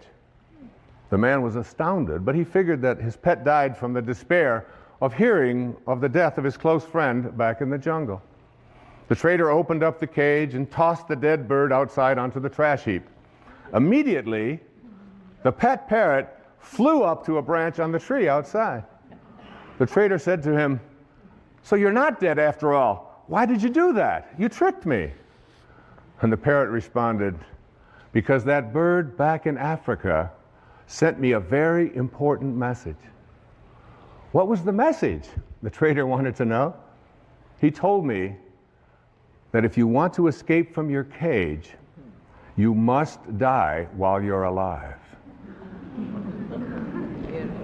We must indeed die while we are alive in order to be able to look back at our waking consciousness and see ourselves trapped in our cage, which in our case is our body. And then we will see how unnecessary it is to remain caged. Isn't that a great story? I love that story. Yeah, you can applaud. What I encourage you to do is to create for yourself a sacred space. And in this sacred space, I would like you to place everything that has energy value to you. Photographs. I have this photograph that I looked at every day for 1 year and began to talk to after a while. It's a little weird, but you begin to get this idea. And those of you who wonder why I am wearing no shoes, I'd like you to know that where I live, you never walk into a sacred space with your shoes on. It would be considered dishonorable to do so. And to me, this stage, this setting, this beautiful place, and this beautiful symbol is a sacred, sacred space. I live without shoes. I heard it said once that if you wear shoes everywhere you go, the whole earth will feel like leather. And it's nice to feel what the earth feels like and to feel that naturalness. So in that sacred space, you will feel the energy of the photographs, of any mementos that you have, of pictures of your children, of drawings, of statues, of anything at all that you can think of. I have a beautiful sacred space, and it calls me. And as it calls me, when I go into that place that is so profoundly sacred to me, the most beautiful things begin to happen for me, particularly in the middle of the night when no one else is up, and I feel closest to God, and I feel closest to this beautiful old man who sent so many important messages to me through his Tao Te Ching and in my meditations to help me to create this program, Change Your Thoughts, Change Your Life, Living the Wisdom of the Tao. What I would like to do now is to look at the some of the key thoughts that I would like you to think about and consider changing as you become a person who becomes more God realized. That is, someone who has died but stayed alive and returned and went back on that return trip. The first of these thoughts to change is to change the idea that I can't trust in my own nature. To, I trust in my own nature. Did it ever occur to you that you have a nature? That nature is so profound and is always calling you. You know it. No one else can know it. No one else can impose it on you. No one else can tell you what it is that you feel in here, that you know is why you're here and what you're doing here. There's no one else can explain that or explore that with you. You can't share it. Everything in the universe has a nature. Your dog has a nature. A crocodile has a nature. A duck has a nature. A crow has a nature. Everything has its nature. Everything has a dharma, including you. But what we've learned and we've grown up to believe is that I can't trust in that nature. My nature, to trust in your nature, to know that you came from a divine place of well-being and to trust in it. Listen to this, verse 38 of the Tao, a few lines. The great master follows his own nature and not the trappings of life. A truly good man is not aware of his goodness and is therefore good. Think about yourself. The first moment of life, the very first moment, that speck when you went from nowhere, N-O-W-H-E-R-E, to now here, N-O-W-H-E-R-E, from nowhere to now here. Same thing, just a little question of spacing, just a little different spacing, all right? So you went from nowhere, now you're in now here, and where do you think you're going? Nowhere. Right? Back to nowhere. Who out there watching, who in this audience isn't going back to nowhere? That's where we're all headed, back to nowhere. So in that split second, then you lived inside your mother's womb for 9 months. And in that 9-month period of time, you trusted your nature. You didn't have a sonogram and say, oh my God, I don't have a nose. This is very scary. What if it doesn't show up on time? Or you didn't do any of that. You trusted completely in your own nature, right? And so did your mother. There's very little that you can do because what you were to become, everything that this physical body needed, was all handled in there. And also, beyond what was needed for your physical world and what Lao Tzu called the world of the 10,000 things. The 10,000 things. There's 10 zillion things, obviously, in the physical world, but that's how he named it, the world of the 10,000 things. And in that world of the 10,000 things, everything returns back to its source. But while you're in that place, and why wouldn't you believe, even maybe for a second, that not only was my physiology all handled for me, but everything else that I needed, if I could just stop interfering with it and stop other people from doing it, that everything I needed. And that's a big part of understanding change your thoughts, change your life. It's a big part of that. The idea that I have a nature that I can trust, not something that I have to be afraid of, and I can stop letting other people interfere with it as well. So what happens? We go through those 9 months, totally uninterrupted. We have no questions. Everything works out. And then what? We say the very first thing, we pop out after 9 months, we'll take over from here. That was good work. Nice work, God. Thank you very much. And so what we'll do is just sort of edge you out of here, you know. So we edge God out. We take on an ego, E-G-O. And we edge out and we say, we'll take over. And we have an ego, and this ego, what this ego does is it takes on a set of beliefs. And these beliefs are that I am what I have, that I am what I do, that I am what other people think of me. So we're raised to believe that the more stuff I accumulate, the more things that I get, this is who I am. The more that people like me, this is what I'll get, and on it goes. I want to tell you a story. It's a story of one of my children. Her name is Tracy. We lived in Detroit. when she was born. She came in as a little rebellious. She came in the middle of the Detroit riots when they said nobody is allowed to go out. Anybody that goes out is going to be arrested. And she said, this would be a good time for me to show up. Which is exactly what she did. So when she showed up, after about the second or third year, Tracy went to preschool. And she came home from preschool. She was about 3. And in that time she came home and she said, she handed me a paper, and it had a gold star at the top of the paper. And I looked at it and I said, and she said, Daddy, I got a gold star, I said, I'm not really interested in gold stars. I said, but what are you doing? What is this? What? She said, well, we did something in school called adding, and I got them all right, and I know how to. I said, adding? I can't believe, you're 3. You can't learn to add when you're 3. And I went through this whole long thing about adding and how terrific it was, and she kept saying, Daddy, the gold star, excuse me, but I was the only one in the class that got a gold star. I got them all right. I said, you know, Tracy, I said, honey, I said, some people just need to have gold stars, and teachers sort of like to give it out and make that the reason why you're doing something, I said, and set you apart from everybody else. I said, but your dad doesn't really care much about that and how you stack up with others, and they're going to be, I'm more interested in what you're learning. And she said, okay, she was used to that. She had a weird daddy, and she knew that. So about another month or so, she came home with a paper that had looked like it had a gold star on it, but it had obviously been taken off. Her little thumbprints were all over, but there was a place there had been a gold star. It was taken off. And I said, what's this? Oh, she said, we're now doing subtraction. And I said, subtraction? That's amazing. And I took over by her dresser. I said, you know that money you've got in your piggy bank? I put it in my pocket. I said, that's called subtraction. Isn't that great? And she said, give me that money back. And we talked about subtraction. Finally, I couldn't take it anymore. I said, honey, what happened? What was this? What was here at the paper? And she said, that. She said, the teacher gave me one of those gold stars. I said, really? I said, well, what happened to it? Oh, she said, I took it off. I said, well, what'd you do with it? She said, I gave it back to her. I said, well, what did you tell her? She said, oh, I told her to give it to someone who needs that sort of thing.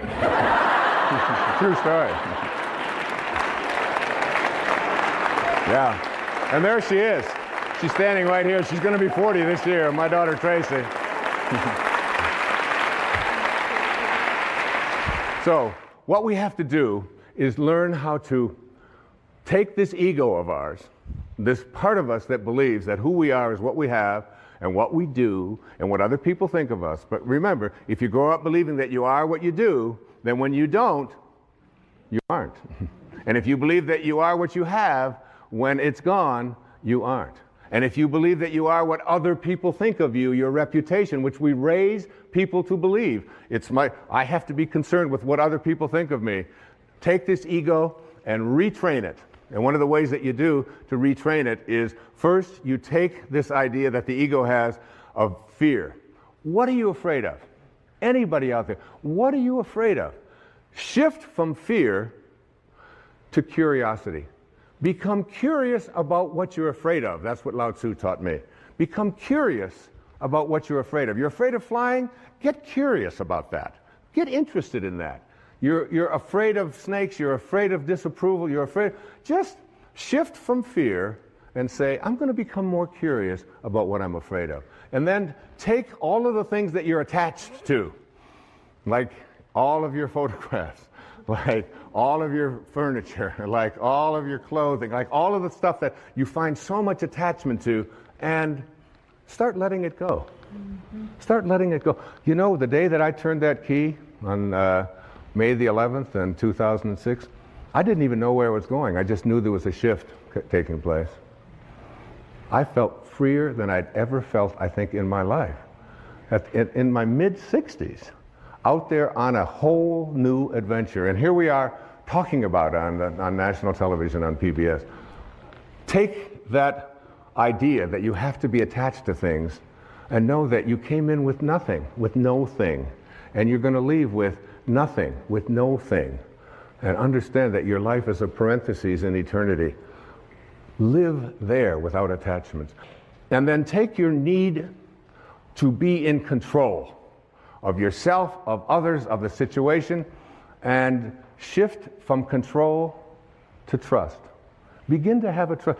Lao Tzu is profound about this. In each one of the 81 verses, it comes up about 60 times as you look at letting go and letting God, allowing yourself to trust in your nature, allowing yourself to no longer believe that everything has to be controlled by me, and that other people no longer have to be in control of me as well. Begin to trust. Just like you did for the first 9 months. You trusted. Your nose showed up. Your height showed up. Your eyes showed up. Whatever. It all showed up. It's all perfect. It's all divine. So why not wander through your life and have this wonderful, peaceful knowing that it's all fine? And finally, shift from your sense of entitlement. Nobody can treat me that way. I'm entitled to have this. Well, I paid for that. I let go. I mean, that in 1 year, I let go of all of my entitlements. I don't feel I'm entitled to anything. I'm just here. Shift from entitlements to radical humility. Lao Tzu speaks about it so often. Stay humble. Stay low. The greatest leaders are the ones who do the least. The ones who stay back and just model and allow. And at the end of the day, in one of the verses of the Tao, it says, the people will say, we did it ourselves. We did it ourselves. In verse 49 of the Tao Te Ching, here's an exact quote. The sage is kind to the kind and kind to the unkind because the nature of his being is kindness. And also, be wise and help all beings impartially, abandoning none. You know what I do? Just before I did this program, I have to admit I was nervous. I was humbled by it. Like who are you, Wayne Dyer? Who are you to read the Tao and believe that you can interpret it on television and interpret it in a book and spend a year and say, like, I got real humble with that. And you know what I say? Tao, which is just another word for God or source or Krishna or Allah or whatever you want to call it, guide me. Guide me now. I have that awareness before I come out. If you knew, it says in the Course in Miracles, if you knew who walked beside you at all times on this path that you have chosen, you could never experience fear or doubt again.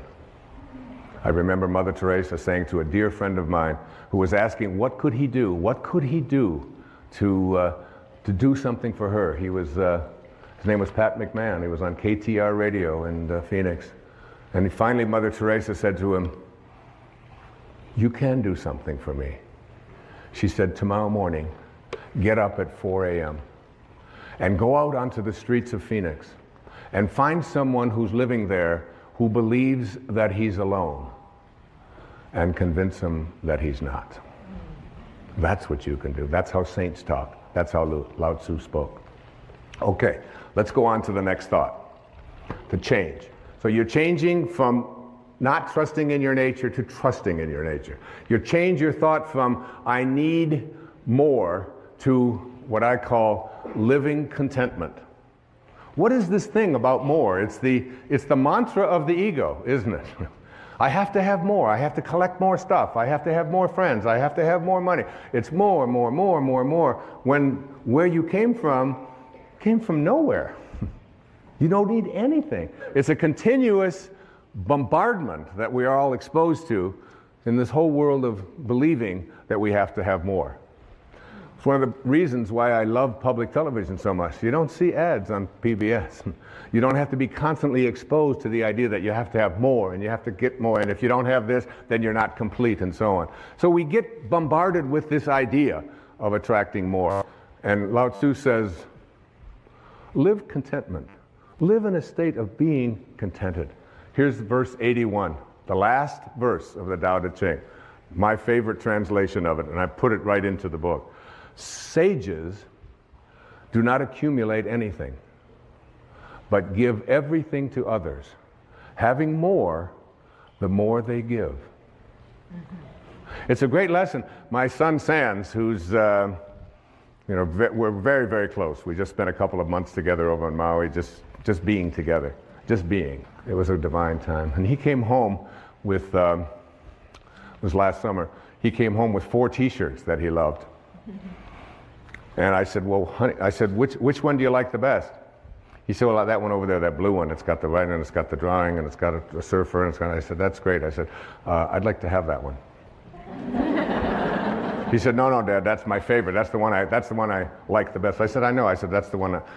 Would you mind if I had that one? He said, I would mind a lot if you had that one.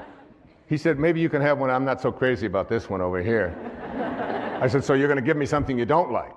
You know, I said, that's the one. I love that because we have the same taste. Could I have that one? He said, Dad, you're crazy. He said, you can't have my favorite T-shirt. I said, well, I want you to think about that. I want you to think about detaching and letting go and not needing to have more. And he's heard me talk about this stuff his entire life. So finally, he just, you know, I went in and I tried it on and I said, this thing looks so great. Looking in the mirror, you know, thinking, he said, Dad, that really is mine. I said, yeah. I said, but you're going to give it to me. He said, no. I said, yeah, well, just think about it, you know, because I'm your dad, and I'd really like to have this. And so he reluctantly parted with it. And so that evening, I was still wearing the shirt, and he looked at me and he said, oh, that's my shirt. I said, you know, Sands, I said, you gave me the shirt. I said, I'm going to wear this shirt until you are happy that I have your favorite shirt. I'm never going to take it off until you are happy. He said, well, you'll be wearing that shirt a long time. I said, well, that's okay. So I wore it the next day. I got up. I slept in it that night. I got up I did. I got up the next morning. I put it on, and that Sands would come in and he'd look at me. I said, oh, you're still not happy that you gave me something that you really love, because this is what it really means to be a sage. This is what it means to be a divine being, to be someone who's willing to depart with not the things they don't like, but what they do like. I wore it the next day. I wore it the next day. I wore it for 2 weeks. Take it off only to wash it, put it right back on. 2 solid weeks. Each one of my children will tell you. Finally, one day he said, Dad, I'm so happy. I am so thrilled that you have that T-shirt. I said, oh, that's great. I can finally take this thing off. I'm going to just give it away. But it's like, what a great lesson in that. The idea that you take, you know, there's a rule. It's called the 80-20 rule. And in the 80-20 rule, it says everything that you have, all of your stuff, 20% of it is what you use. All of your clothes in your closet, 20%. You just keep using the same 20% over and over. 80% of the clothing that you have in your closet for so many people is something that you never use. You don't wear. You look at it, you store it, you think, well, there might come a day, oh, I can't part with that, even though you've been carting it around. Every time you move it and you put it. Take the 80% that you don't use, says Lao Tzu, and give it away. Give it away. Lao Tzu said that when your cup is full, stop pouring. When your cup is full, stop pouring. We have an obesity crisis in the United States, in the Western world. The obesity crisis can be handled if you just read the Tao. If you realize, in verse 33, it says, if you realize you have enough, you are truly rich. If you could just learn something called portion control, where you just take a bite and you say, is my cup full? Stop pouring. Stop pouring. In other words, instead of filling yourself with that which is already a surplus, in the Tao it teaches us to take surpluses and to reduce them, and to take deficiencies and increase them, so that we create balance in our lives, to be in balance. You can take the jewelry that you don't use. You can take the clothing, and then once you've given away the 80% that you don't use, take one of the things that you really like and practice giving that away. It's such a wonderful way. Listen to this poem. It was written by a great Persian poet named Hafiz. It says, even after all this time, the sun never says to the earth, you owe me. Just look what happens with a love like that. It lights up the whole sky. it lights up the whole sky. There's no owing. There's no owing. You don't have to be, you can practice living in a state of contentment. This was so powerful for me. You just can't imagine how good it felt for one entire year to walk through every day and say, I'm content. I'm content. I start out every morning of my life. The first words, Hafiz says, if there's only one prayer that you say every day, make it thank you. Just say thank you. That's how I start. Wake up, thank you, God. Thank you. Thank you, Source. Thank you, Tao. Whatever you want to call. The opening line of the Tao says, the Tao that can be named is not the Tao. As soon as you put a name on it, it dissolves. There's no name for it. It's just endlessly, invisibly, constantly in a state of creating out of a state of love. The next thought that the Tao teaches us to change. Change your thoughts. Change your life. You really do. See, so much of the previous PBS specials that I've done on inspiration and intention, these were teaching people generically how to think differently. What Lao Tzu taught me was what to specifically think in place of thinking that. Instead of thinking that I don't trust my nature, he said, trust your nature. Instead of saying, I need more, he said, you need less. More is less. That comes right out of the Tao. Next thought. Move from thinking in a rigid way to thinking and being flexible, soft, and allowing. From rigidity to softness. What a wonderful transformation that is. I was standing looking at, with my son Sans, and we were on Maui, and we were looking at water. As water was going against some rocks and some cliffs and so on. And in these pictures, in this moment, I said to my son, I said, which do you think is stronger? The water or the cliff? The water or the rocks? Which one do you think is more powerful and stronger? And he said, well, he said the rocks, obviously they're stronger and they're bigger and all. I said, water is very, very patient, isn't it? How much chance do those rocks have if they want to survive? I mean, what chance do they have? That would, and Lao Tzu is speaking to us about understanding our nature by examining how nature works and then making it apply to our thoughts. So that a soft thought, a thought that isn't a rigid thought, a thought that doesn't say you have to be this way or you have to be that way, a thought that is not stiff, a thought that water, there are so many references to water and what we can learn from water. You're 75% water. The planet is 75% water. We are water. The rest of us is just muscled water. It's all water. And water is soft. Water can enter anywhere. You get into a conflict with somebody else and you picture yourself as water. You can enter with water in any place that there's an opening. If you can visualize yourself as a being who moves into the space of water, if you can see yourself that way, you can just enter into those places in the people that you love, in your children, in your spouse, in anyone at all, and enter there softly. Here's verse 8. The supreme good is water, which nourishes all things without trying to. And verse 78, right smack out of the Tao. Nothing in the world is softer and weaker than water. But for attacking the hard, the unyielding, nothing can surpass it. There is nothing like it. Here it is. I asked when they designed this set, this beautiful set, and thank you designers for this.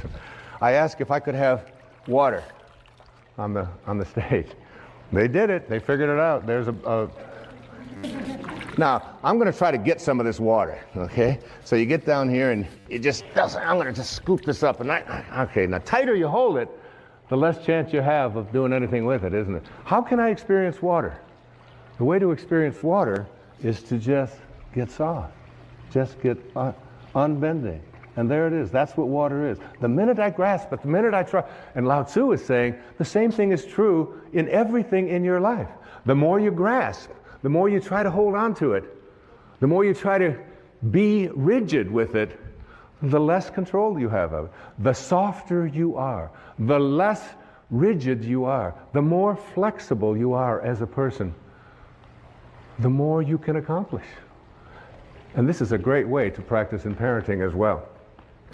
And this idea that a rigid thought, how many times have you heard this idea that if I tell you something, I'm going to stay consistent with it. We have a set of rules, these are the rules, and we'll do it this way. In the Tao it says the more rules you make, the more rule breakers you create. It's true.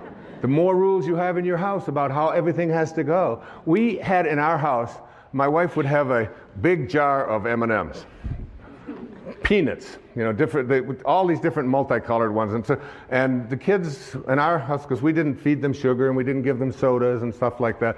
So they were just more like a decoration. Every once in a while someone would take them. They'd hardly ever be replaced. Now when we had kids come over to our house who weren't ever allowed to have such horrible things, you should have seen their behavior. They would scoop them up, they'd be putting them in their pockets, and they'd get their purses, and they'd open it up, and, the whole thing would be empty. I said, what are you doing? He said, well, you mean you could just have these whenever you want them? I said, well, we don't really have any rules about that. It's just, it's not something that we encourage or discourage. It's just there. It's like Emerson had a wonderful line. He said, a foolish consistency is the hobgoblin of little minds. A foolish consistency, a rigid consistency. So that there are many people who will say, if I say it on Monday, you can be absolutely certain that on Wednesday, I'm going to believe the same thing, regardless of what might happen on Tuesday. Now, Tuesday might have something real that you might want to be changing your mind. You might want to say, I thought that this time, but now I've seen this, and now we can shift. And you can see how this can become and so much about the Tao is on leadership. Leadership in the family, leadership in the community, leadership geopolitically. Less rigidity, more openness, more willingness to listen and say, I changed my mind. Because a foolish consistency is the hobgoblin of little minds. And what I believed on Wednesday has changed because of what happened on Tuesday. Now, another important thing to say to your children, to your friends, to your lover, to your spouses, to whomever, to the people you work with, words that we're so terrified to say, but which give us a sense of living with the Tao. I don't know. I don't know. I'll look it up. Say it. I don't know. Doesn't hurt. Say it again. I don't know. Isn't it fearful? I mean, so many people, and it's like very freeing, because my kids ask me something, and I say, I don't know. They say, Dad, you know everything. You know everything. I said, well, I don't know that, and I'll look it up, or we'll try to find an answer to that, but I don't quite know. I know that I spent 20 years running, and I ran every day for 20 years, for 22 years, without missing a day. 8 miles. Never missed a day. That's rigid, all right? Some call that obsessive. But you brush your teeth every day, I used to say, and you don't call that obsessive. And you go to the bathroom every day, and you don't say, well, he's obsessively doing that again today. You don't do that. But anyway, what I learned is that even in the world of exercise, there are certain things that are built in to make us rigid, to make us stiff, to make us hard. And we lift, and we run, and we kick, and this is what we call working out. There's another kind of working out that is ancient. It goes back to the time of Lao Tzu and before, which is called yoga. And yoga means union. It means union with your source. And when you do yoga, you can stay in the same place. You can do the equivalent of 8 miles. When I used to run 8 miles, I had to run 4 miles that way, turn around, 4 miles back. And I'd be sweating. Now I can do yoga, and I can just stand in one place. And in 90 minutes, by being supple, by making myself stretch, by not being hard and rigid, I can get that out there, I can get that leg up, I can do these kinds of things, and 90 minutes later, it's like I'm totally sweating and I feel so different. I used to, when I would go out at night to eat or something, after running so many miles, running marathons and doing those things, I'd go to get up and it would be, okay, it's going to take a little while, right? Because everything was so, that doesn't happen anymore because I've given up hard. I've given up being rigid and substituted it for being supple, for being flexible, for living a life in which I don't have to always be so fierce. Listen to this verse of the Tao Te Ching. It's one of my all-time favorites, verse number 76. A man is born gentle and weak. At his death, he becomes hard and stiff. All things, including the grass and the trees, are soft and pliable in life, dry and brittle in death. Stiffness is thus a companion in death. Flexibility is a companion in life. And it's not just for how you exercise, it's how you think. How you think. In front of my place on Maui, there is a beautiful set of 11 or 12 palm trees. And these are like 30, 40, 50 feet tall. They've been there for, I don't know how long, decades. And when the winds come and when the storms come, the storms will blow them over. There they are, watch. And they're just these amazing elastic things. I learned so much from these things. I go out there, when I wrote the essay in the book on the verse 73, I just went out there with the palm trees and I would just commune with these palm trees, and they go all the way up and then they come all the way back. That's a symbol for how we need to think in our own lives. In verse 73 it says, "It is heaven's way to conquer without striving. It does not ask, yet it is supplied with all that it needs. It does not hurry, yet it completes everything on time."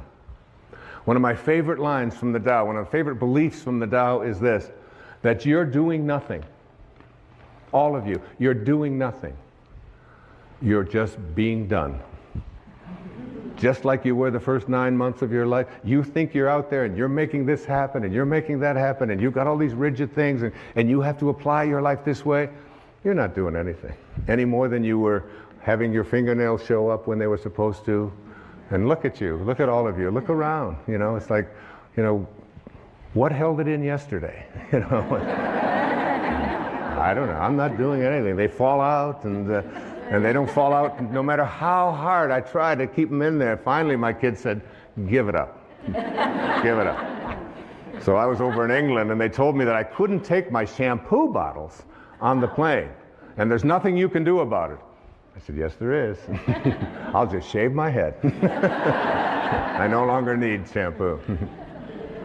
Okay, so we want to move from stiffness to flexibility. The next thought that I'd like to see us change, that the Tao taught me so much, was living by interfering, to shift that to living by not interfering. Do you know that every one of your children have the anchor of the universe located within them? And that Khalil Gibran, this is a paraphrase, he said, your children are not your children. They are the products of life's longing for itself. They come through you, but not for you. They're not there for you. So what are you doing interfering in their lives? Now, I'm not talking about letting them play out in the traffic or play at the edge of a swimming pool if they don't know how to swim. I'm not talking about that. I'm talking about, I called this when I was working on this and living this and practicing this for that full year of 2006, the bite your tongue, zip your lip verses of the Tao. Verse 29 of the Tao. Do you think you can take over the universe and improve it? I do not believe it can be done. Everything under heaven is a sacred vessel and cannot be controlled. Trying to control leads to ruin. Trying to grasp, we lose. Allow your life to unfold naturally. Allow other people's lives to unfold naturally as well. We have parents, I see them a lot. They're called helicopter parents. Because they're always hovering. They're hovering over their kids and they're telling them what to do and what not to do. And my son came over from England, my son Shane, and he was going to get ready to go to college, going to college in America. And my wife said to me, so you're going to take him and show him about registration, right? I said, oh yeah, I'll be doing that. She said, well, make sure that you help him because he doesn't have any idea how to register at the school, this great big school with thousands of people. I said, yeah, and I do, right? I would know how to register kids at school, you know. And so Shane got in the car and I said, it's all going to be fine. It'll all be fine. And we drive over to the campus and I drop him off and I have my tennis racket in the back. And he said, where are you going? I said, well, I'm a prophet. I said, I get paid by the thought. And I have a tennis match, and then I have to walk on the beach so that I get paid by the thought. He said, but what about the registration? I said, well, the registration, I said, you'll do a lot like I did when I learned to register. He said, well, what do you mean? I said, you'll just go up to the people and say, where is registration? And they'll say, it's over there where all of those people are all lined up. Because I remember those days in a college of 40,000 students or so, finding out how to register. Tracy, did I take you to register, honey? No. So he said, you mean you're just going? I said, yeah, you just go over there. I said, you want daddy to walk with you over and take you through graduate? You're 18 years old and you want daddy to register you? He said, oh, no, I wouldn't want that.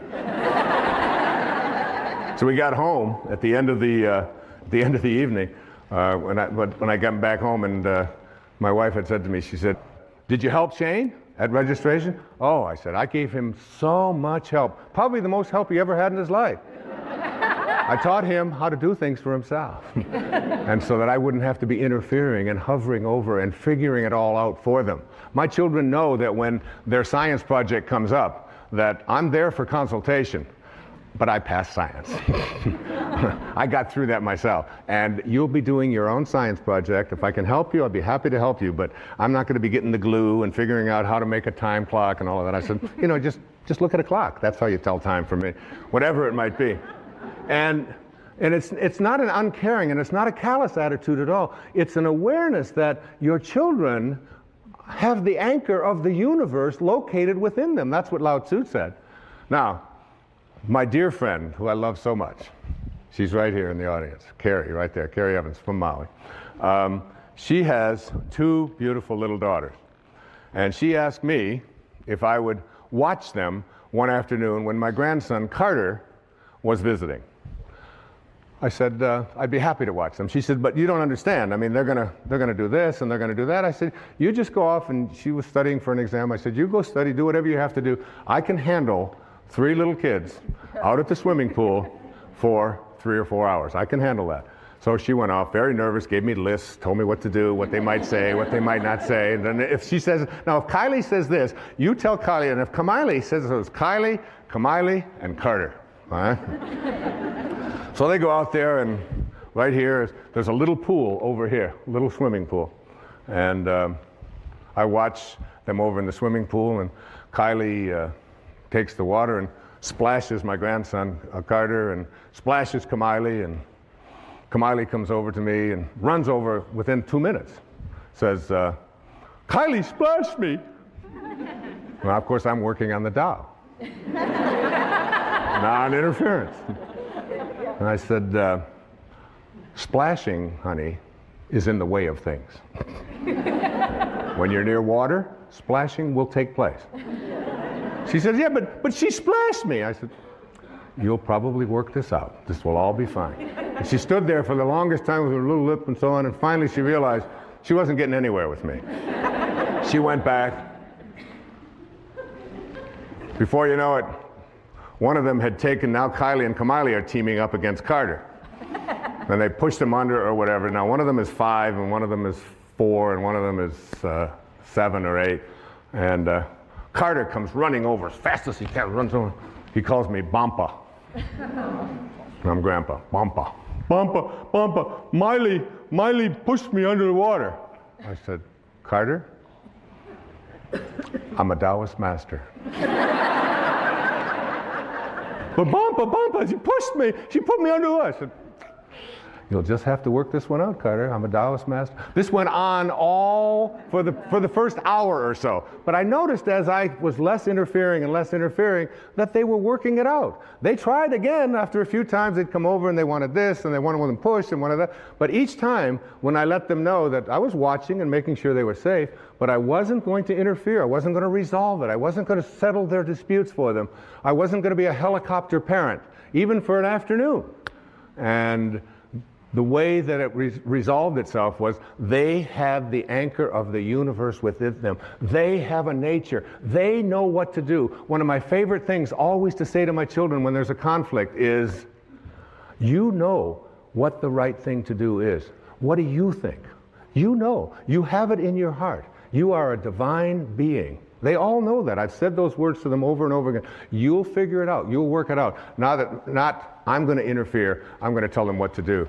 You can practice this so many places, so many ways in your life, particularly as parents, even in business. It's very important in businesses to allow the people to say at the end of the day, right out of the Tao, oh, we did that ourselves. We did it ourselves. In the Tao it says, there's a time for everything, and everything in its time. There's a time for everything. Listen to this. There's a time for being ahead, and a time for being at peace. There's a time for being in motion, and a time for being at rest. There's a time for being vigorous, and a time for being exhausted. And in the Bible, to everything there is a season, a time for every purpose under the sun. I practice, this was so helpful to me, particularly as I do my yoga practice. And in my yoga practice, it's there are some very exhausting postures. I do this Bikram hot yoga, all right? So it's 105 or between 105 and 110 for 90 minutes. And there's one that I used to hate. It's called triangle, you know? And so you put your foot out here and then you do this and then you get yourself up and you go all the way down and you get yourself in balance like here. So you balance down, and you take your arms out here and then you take these like this, and it's 105 degrees in there. You take one and you're looking up here at your arm and you look and you look and you look and then you bring it back and it lasts a full minute. And I used to just wait for that minute to be over. Oh my God, when are they going to bring me out of this posture? It was so exhausting. I started practicing what the Tao teaches, and I remembered there's a time for being exhausted. There's a time for that. And as I practiced that, I said, and there's a time for being at rest. And it's coming, hopefully soon. But in your life, there's an awareness that there is a time for all the things that go on that you think shouldn't be happening. In the Tao it says that hidden in all misfortune is good fortune. Hidden in the misfortune that you have is good fortune, because no storm can last forever. Even nature cannot create a storm that lasts forever. Ultimately, hidden within every storm is calmness. Hidden within every flood is drought and dryness. Hidden within all of the storms of your life is the peace that you desire. And it leans on you if you stop telling yourself and just let yourself go with it, to be at harmony with it, rather than trying. You can see why this is called the wisest book ever written, and we're just touching on it here, just touching on this. Lao Tzu was green before Al Gore. He was. This is verse 39 of the Tao Te Ching. When man interferes with the Tao, the sky becomes filthy, the earth becomes depleted, the equilibrium crumbles, creatures become extinct, therefore nobility is rooted in humility. Finally, I'd like to say to you, in understanding this idea of the Tao, is to take time yourself for being in nature. Take an hour a day. Every day of your life, take an hour a day, no matter how busy you are, no matter what scheduling that you have, to get out in nature. Walk barefoot on the grass. Walk bare. It's one of the great ways to overcome an inability to sleep at night. Just go out when you can't sleep and just walk on the grass, walk on the earth, and reconnect yourself. Now, go out and be with the tree and look at what you can learn from nature. Look at these trees. Look at these animals. You can study.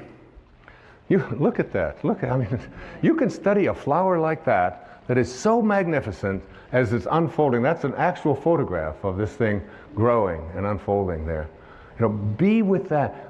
You have much to learn from nature, from water, from the sky, from the winds, from the trees, from the birds. The more you do it, the more you see yourself in all of them. The more you'll feel yourself as a connected being, living the Tao. Another thought to change. To change from thinking big to thinking small. It's so much of the Tao has in it statements that seem so paradoxical and so confusing to us. More is less. Less is more. Think small and get great things done. Accomplish great things. Listen to verse 64 of the Tao Te Ching. A tree that fills a man's embrace grows from a seedling. A tower 9 stories high starts with 1 brick. And here's the most famous line out of the Tao. A journey of 1,000 miles begins with what? The first step. 1 first step. Okay? So, today, I can stand up here on this stage in this beautiful sacred place, in this beautiful yin-yang symbol, on this incredibly beautiful set that feels so much like nature. And I can say to you that in a very short time, this year, I will have completed 20 years without taking a drink of alcohol. 20 years, okay? Thank you. Now that's big. That's big. Because I drank every day. Not to get drunk, but I drank every day. 2 or 3 beers every evening after running, and it was like, and I couldn't remember a day when I hadn't had, I thought back 10 years, 12, I couldn't think of a day, not one day in the previous decade or two that I had not had a beer, or several beers. So that's big. And if I would have tried, if I'd have said to myself 20 years ago, Wayne, you're going to quit drinking for the next 20 years, I would have gone immediately and had a drink. Because it's just too big, isn't it? It's just too big. You don't do big things. You do small things and thus accomplish great things. It's a very important distinction to make. Whatever it is that you would like to create or contribute or become in your life, take 1 step. How did I let drinking go for 20 years? And I don't even know about tomorrow. I never think about tomorrow and whether I'm going to have a drink. All I know for sure is that this won't be the day. I do it 1 day at a time. That's how you overcome anything called an addiction in your life. You take it, you reconnect yourself to the source from which you came, which is a source of what? Well-being, isn't it? And you get back and return, get on the return trip and saying, I am connected to well-being. And I'll do this 1 day, 1 hour, 1 minute, 1 second if I have to, at a time. And when you do it, I mean, it's behind in all of the programs for overcoming addictions, and all of the work of Bill W., all of the work of Alcoholics Anonymous, all of the work of any kind of addictions. It isn't just alcohol. It can be food. It can be addiction to your emails. It can be addiction to work. It can be addiction to so many things that so many people find that they can't get past. And to move themselves into a place where I think small. I ran 7 marathons in my running years. And about the 22nd or 23rd mile, you begin to ask yourself about your sanity. And what am I doing here? And my body is breaking down. But the way that you finish the marathon is not by saying, I'm going to run 26 miles. You don't do that, especially when you've still got 5 or 6 to go. You just say to yourself, can I put my foot in front of the next one? Can I take one step at a time? Can I do it one step at a time? And before you know it, you've accomplished great things. I watched my wife give birth to 4 children right there in her in the delivery room with her. And she does not, when you have a baby, it takes 9 months, doesn't it? You don't say to yourself, oh my God, I gotta have a baby, I gotta get pregnant, I gotta deliver it, I gotta go through labor, because that'll just drive you. And so, there are people who do that. And it's a torture for them. But I watched her do it one moment at a time in labor. Not what's going to happen an hour from now, what's going to happen this afternoon, am I going to have the... None of that. And she did it all naturally because it was all... And her mind was so strong as she was doing it that I couldn't even penetrate. I couldn't even communicate with her. She was so focused on just being here. She would say, these are not labor pains. These are just signals. Just signal. And I can take this signal. I can do this for 1 minute. I can do this. It's the way everything gets done. I watch the great tennis players on the planet. Roger Federer, Pete Sampras, these people that are really masters at this game that I played for so many years, not even close to those kinds of levels. And they'll be in a tournament, they'll have a seeding, and they'll say, here's the first round, here's the second round, here's the third round. There's no such thing as playing the 4th round before you've played the first round. And then when you get to the first round, you don't go out there and say, well, I've got to beat this person in 3 sets. You say, I'm going to think 1 serve at a time. I'm going to think 1 point at a time. And every great athlete, I don't care who they are, they will always say, I can't think out there in big ways. I can only think small. Thinking small is what gets great things done. Verse 63, achieve greatness in little things. Take on difficulties while they are still easy. Do great things while they are still small. The sage, one of my daughter's names, the sage, does not attempt anything very big and thus achieves greatness. Greatness comes from being in the moment, here, present, in the now. The sage confronts difficulties but never experiences them. This is the idea of thinking small. And finally, I'd like to see you change from this thought. Change from seeing yourself as separate to seeing yourself as connected to everyone and everything in the universe. Our ego tells us that we are separate, that who we are is this body that we have, and everybody out there is separate from me. Nothing has been more profound and more powerful and important for me than this verse of the Tao Te Ching. This idea that we are all one. That all of us emanated from the same source. And by doing so, by emanating from the same source, we need to see ourselves as connected to every single being, every single person, every single flower, every single tree, every single animal. If you can see yourself in everyone, we're all connected. It makes about as much sense to me to have a smoking section in a restaurant as it does to have a peeing section in a swimming pool, right?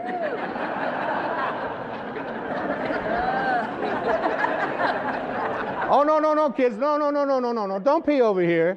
We pee over here. Does that make any sense? The Native Americans, one of my favorite quotes, I've used it many, many times. The Native Americans would say, no tree has branches so foolish as to fight among themselves. No tree has branches so foolish as to fight among themselves. We are all branches on a tree called humanity. When you read the Tao, when you read this idea about changing these thoughts and changing your life, you're going to see endless verses that speak to the absurdity of the idea of you having an enemy. The idea that you and anyone else on this planet is an enemy. In the Tao it says, I and enemy cannot exist in the same sentence. And he said, even those who go to war, the ones who will triumph in war are those who go to war without an enemy. And they will treat every victory in war not as something to celebrate, but as a funeral, as an indication that we haven't reached the highest place within ourselves to see that even those people that we judge to be our enemy are really connected to us. And it says in the Tao that a bad man is a good man's job, and a good man is a bad man's teacher. A good man is a bad man's teacher. So finding that and seeing that, listen to verse 10. Carrying body and soul and embracing the one, can you avoid separation? One who heeds this power brings the Tao to this very earth. This is the primal virtue.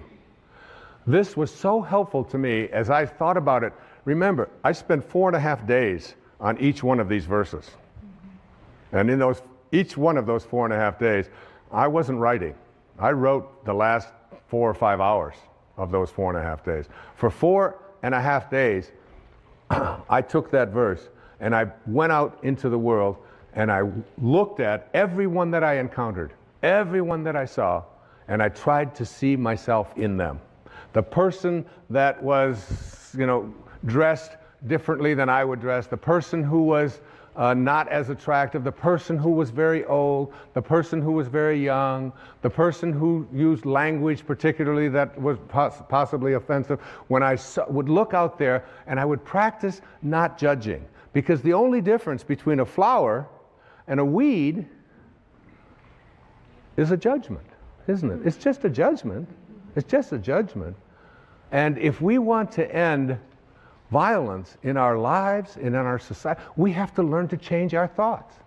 Remember the dandelions? When I was growing up out in Michigan, we had these dandelions. The dandelions would have, at a certain time of the year, they would get all these little fuzz balls at the top of them, the yellow little flower part. I always liked the dandelions. I thought they were really beautiful. And then they have these little fuzz balls. Now imagine if you want to end the problem of dandelions on your lawn, and you see them all out there with all their little fuzz balls. So you go out there and you take a shovel and you turn it upside down and you start smacking all of the dandelions like this. And what do you do when you use violence to attempt to end the presence of these dandelions, which are problem for you on your lawn? Is they all scatter. And then in the spring, guess what you got? You got more. You got new generations of dandelions.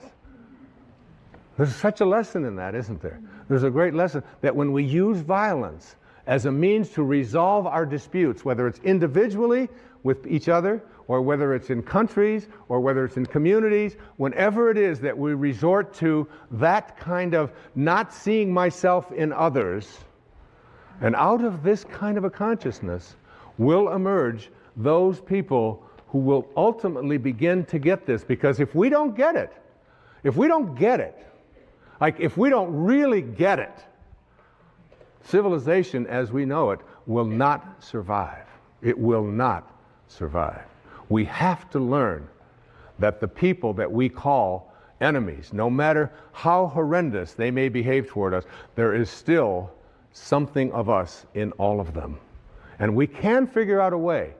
Yes, we of course have to defend ourselves, and yes, we don't allow people to push us, or all of those kinds of things, but at a deeper and a higher level, Lao Tzu was asking us to go within and find that place of peace, and try to reach out to that and help someone to make a U-turn those people can be reached because they have the anchor of the universe located within them. In verse 25 of the Tao, it says, thus to know humanity, understand earth. To know earth, understand heaven, which is where earth came from. To know the way, understand the great within yourself. Within yourself. Look within and see it. Now, every single person watching this program will have conflicts with somebody in their life on a fairly regular basis, especially if you're in a marriage or in a partnership of some kind. Certainly if you have children, you're going to have conflicts. Now think about what you do when you have a conflict and that conflict comes to an end. The conflict is over. You've expressed your opinion. You may have yelled at each other. You may have screamed at each other. You may not have understood each other. But it's over now. How do you end the conflict? Lao Tzu says, the person of Tao will eliminate all of the pain, all of the stress, all of the anger, all of the hatred if they decide to end the conflict with love. Just be the one who ends the silence by saying, we don't agree, but I love you. And it's all over. You have moved a person from staying in the world of the 10,000 things into the world of God, into the world of Source, because the Source has no violence in it. It creates endless numbers of flowers and beings and creations without using any force at all. There's no force there. Here's one of my teachers who lived in Bombay, which is now Mumbai in India. His name was Nisargadatta Maharaj. He said, wisdom is knowing I am nothing. Love is knowing I am everything. And in between the two, my life moves. In between the two. The ability to take a conflict and to end it with love is one of the most powerful things that you can do. It has been a great lesson for me. When we have a conflict, what we do is I will be the person that will pick up that phone. You can be certain of it. I will end that conflict with love. And guess what that does to the conflict? It's over. It's over. You can't pick a fight with someone who just doesn't want to fight anymore, who just sends you love. So I want to summarize some of these thoughts, and there are so many. Change your thoughts based upon the wisdom of the Tao, and your life will change. There's many principles to live by in the Tao. First, remind yourself that there is no way to happiness. Happiness is the way. Bring happiness to all that you do. You accomplish much by trying less. It's so inconsistent, isn't it, with what we live in the Western world. But the less you try, when I go out and swim in the ocean, and I do it almost every day, I try to do between 30 minutes and an hour every day, being out there in that ocean. And I just get out there, and if I try less, my arms just seem to know what to do, and the breathing just all works, and and I can swim all day. As soon as I try, as soon as I struggle, as soon as I try, the minute that I move myself into trying, it's like if I were to take this little cap here and drop it right there and say, I'm going to try to pick this up. I'm going to try to pick this up. This is what Lao Tzu was speaking about. So all of this, I'm trying, I'm really trying. All of this is called, in reality, not picking it up. That's what that's called, not picking it up. But when I just get easy and do less. See yourself, the Tao says, in everyone you encounter. A great lesson. Every single being, especially the ones that we read about who we're told are our enemies. See yourself in them. Know that whoever they are, wherever they live, they want what we want. They want what I want. They want to be at peace. They don't want to be always struggling. They don't want to be sick. They just want to be loved, whoever they are. I know the skepticism of that. It's like, yes, but, all of the yes, buts. But if they got it too, Lao Tzu wasn't speaking to, well, some are going to get this and some probably won't. He was speaking to all of us. Trust in others, the Tao says, to know what's best for themselves. Trust in that. Trust in the pliability, the flexibility of your babies. God, those little babies, they're so great when they're like, 2 weeks old. You can take their foot, put it behind their neck, stick it around here like this, put it in their mouth. They're so flexible. I mean, you can do anything. You pick them up, you turn them upside down. You watch them when they're starting to learn to walk. And they run, crash, they go down into the walls and all of this. And you think, oh my God, this kid will never walk again. Up they go, and they don't. Trust in their flexibility. Live without attachment and be generous. Be strong by bending. By bending. We need to learn this in our lives. We need to learn this in the world. It's not so important to be right. It's so much more important when you have a choice to be right or to be kind. Always pick kind. Always pick kind. Practice radical humility. Live low. Live low like the ocean. Stay low. And all the streams will come to it. That's why it's so powerful, because it doesn't lord anything over anyone. And rather than looking for miracles, see everything as miraculous. Everything in your life.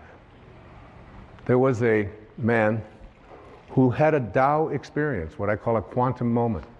His name was John Newton. He lived back in the beginning of the 18th century. And he was crossing the ocean. He was a slave trader. He had a ship full of human cargo that he was going to trade into slavery in the most hideous practice that was so common at that time in our history. And in the middle of a storm, on his way over there with all of these people, he was 22 years old or 23 years old. And he thought he was going to die, and he thought it was like he must have hit a hurricane or something out there that was before satellites could warn people. And while he thought he was in that state of dying, he took out a pencil and a paper, and he wrote on the back of an envelope, he wrote, "I once was lost, and now I'm found." And it was grace. It was grace that taught my heart to feel. It was grace that brought me home. And when the storm was over, he had a moment. He reconnected to his source. Anybody out there can reconnect to the source, to the Tao, and become a being of Tao. Remember, it's a return trip. And you can make that return trip while you're alive. Remember the parrot. He knows much more than we did. And he returned back to Africa, and he released the slaves, it is said. And for the next 55 years of his life, he shifted and became the most ardent spokesman as an abolitionist to abolish that hideous practice of slavery. That what he devoted his life to it. A former slave, it's like going from Saul to Paul, from being a person who crucifies and murders Christians to being the author of a big portion of the New Testament as St. Paul. In a moment, it's possible for any of us. And there's a lady who I think has one of the great voices on this planet today. Her name is Cecilia, and she has been traveling with me. She's from Norway. She has sung at conventions and places that I have been. She sings, we call her the nightingale, don't we? She's an angel. She sings like an angel. And she's accompanied by the whales. These whales, these beautiful creatures who are in my front yard every morning on Maui, the humpbacks, who have these beautiful tails that flash and flash, and they just, and some days I'll be walking along the beach and I will hear someone say, "Honey," this guy was having on a honeymoon there, and he said, "Honey, come on in. You can hear the whales singing, they're all singing." And she's going, I don't think I want to get my feet wet, and I don't think I get my hair wet. And he said, "No, but you can hear them." And I flew into there with my clothes on and went underneath, and I stayed under there for like an hour, up and down, listening to these sounds of the whales, these beautiful creatures in nature, these natural beings who I feel so connected to and so a part of. And she sings accompanied by the whales. Now, getting those whales into the sound booths and getting the earphones on, very, very difficult. You got to really appreciate what we did here to bring this to you. Right? And here she is. Her name is Cecilia. She sings Amazing Grace, accompanied by the whales. One of my truly favorite people and greatest singers I've known. Cecilia?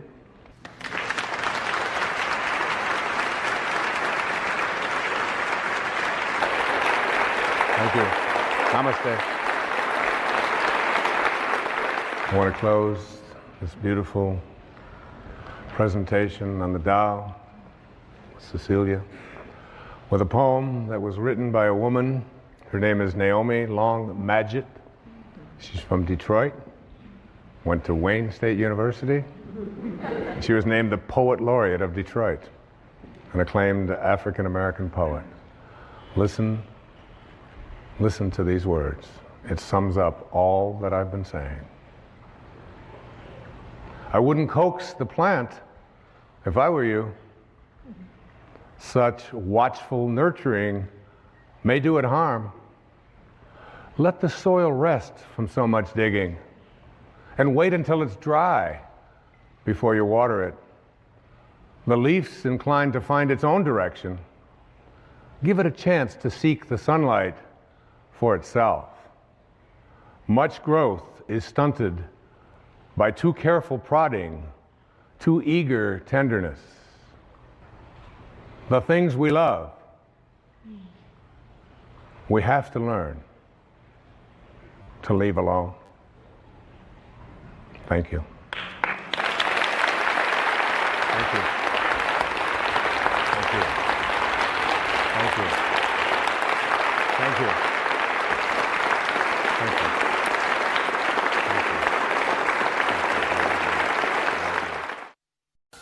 Everything, remember, has a dharma. Every creature, every rose, and every human being has a dharma. You're already fulfilling it physically. You're already in the bodies that you were intended to be in. Remember what I said before, it is not about where you are, it's about what direction you're headed. And as long as you know you're heading in the direction of staying here in meaning. Now, this concept of a calling, I wrote a whole book about it. It's called Inspiration, in Spirit. And the subtitle is called Your Ultimate Calling. So I'm going to introduce a word here to help you to identify your calling. And that word is passion. And it doesn't make any difference to me whether that passion has anything to do with making a living, or it's a part of the DOT, the Dictionary of Occupational Titles. What is it that you find passion about? And the only condition I place on it is that it is in alignment with God or with your source. All right? So that your passion, if your passion is about killing other people, for example, if your passion is about stealing, if your passion is about, I often said that there's two ways to have the tallest building in town. One of the ways to have the tallest building in town, always, is to go around and knock down anybody else's building when they start getting taller than yours. So as soon as they get up, if you're at the 44 floors and they get to 43, 44, you just go over and you put some explosives in there and you just blow it up. And you say, I have the tallest building in town. And this is, by the way, our collective ego. This is what we do in our society and in our world, and which is about, if you really want to know my passion and my calling, it's about shifting the entire consciousness of this planet before I leave it. And that's why the film titled The Shift is so significant to me, because I know that if I can get 10 million people to watch that film, The Shift, if I can get 10 million people in America and Canada to watch that film, that we reach something called pi, 3.1416, remember? And if you can get 3.1416% of a population to align, the rest of it's called a critical mass in physics. you reach what is called phase transition. And if you align enough people or electrons or subatomic particles up and align them in a certain way in an energy field, and you reach what they call the 100th monkey, when you reach that point, all the rest of the electrons or the people in that energy field begin to align as well. And we have aligned ourselves collectively with a consciousness that allows for people to knock down other people's buildings. The other way to have the tallest building in town is to always work on your own building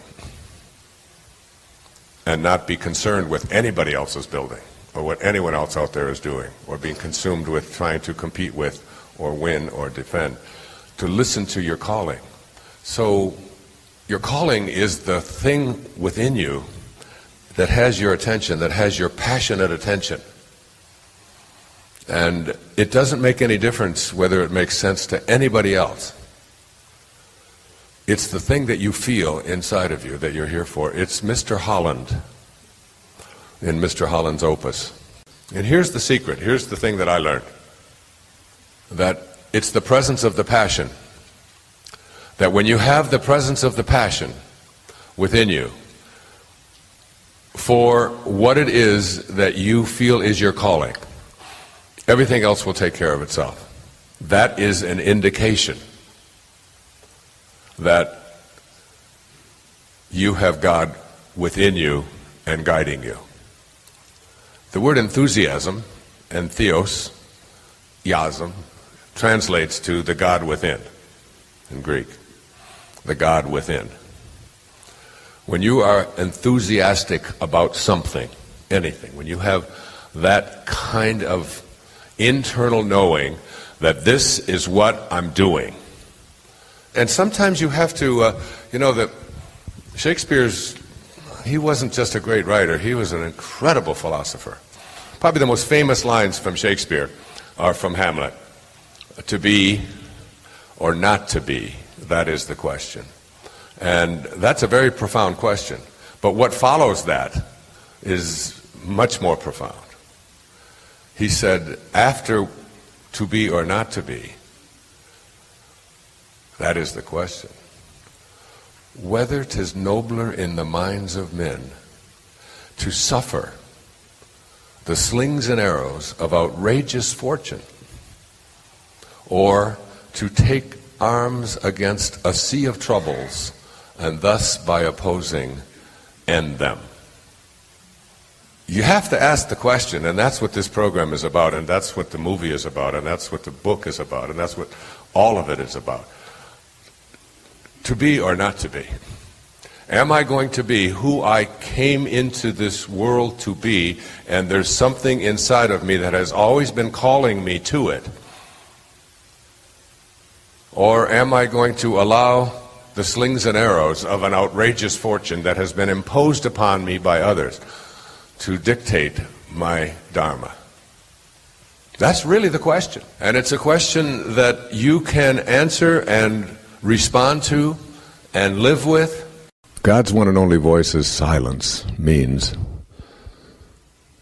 that God is that which is indivisible. There is no place that God is not. And you can't divide God up and say that God is on this side or God is on that side. I've often said that God isn't doing anything different now than God was doing an hour ago or 100 years ago.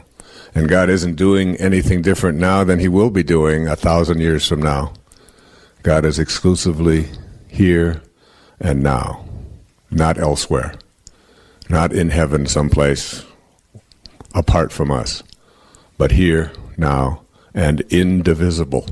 And the word indivisible is very important, because that which is everywhere and cannot be separated or carved up is something that we have a great deal of difficulty in the world of the physical form experiencing and understanding.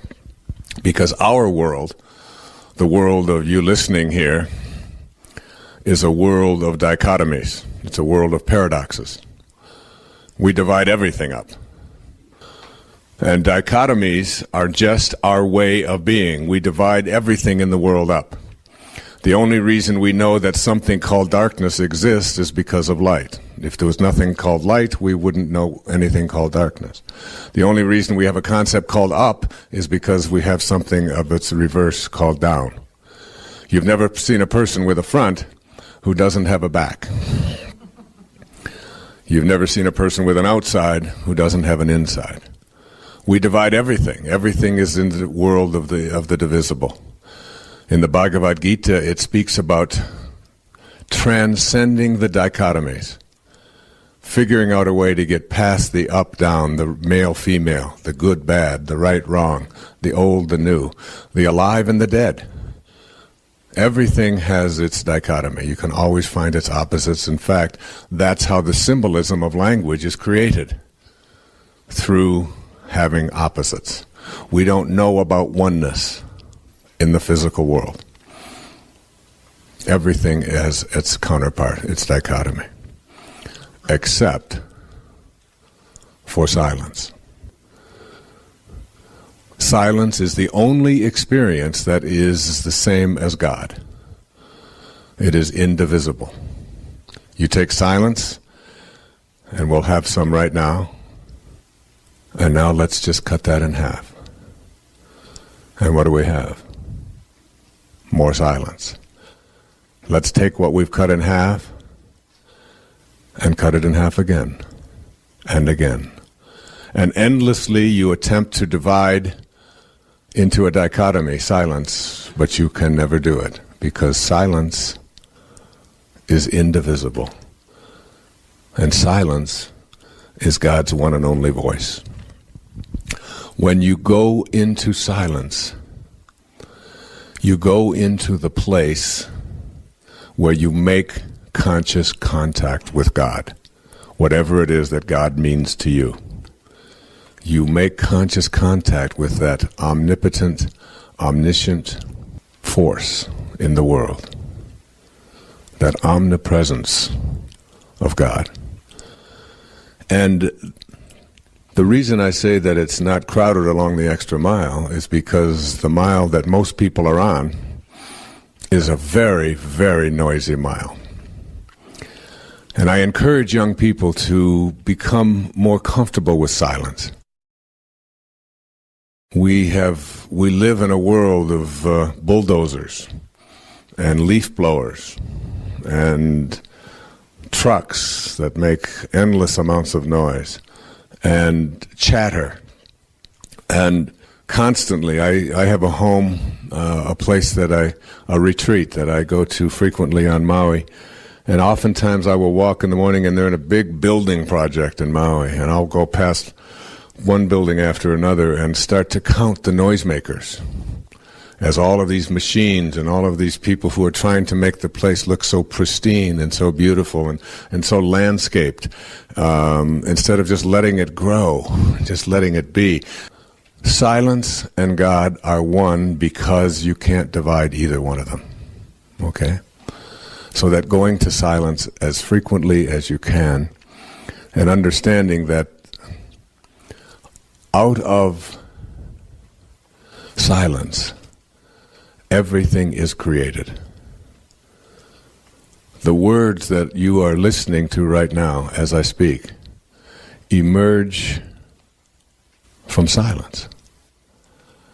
That silence is the source. And it's the source that is what we want to make conscious contact with. Like the source of all light is the sun. And the only reason we know about light is because of something called darkness. But when you go to the source can't be divided.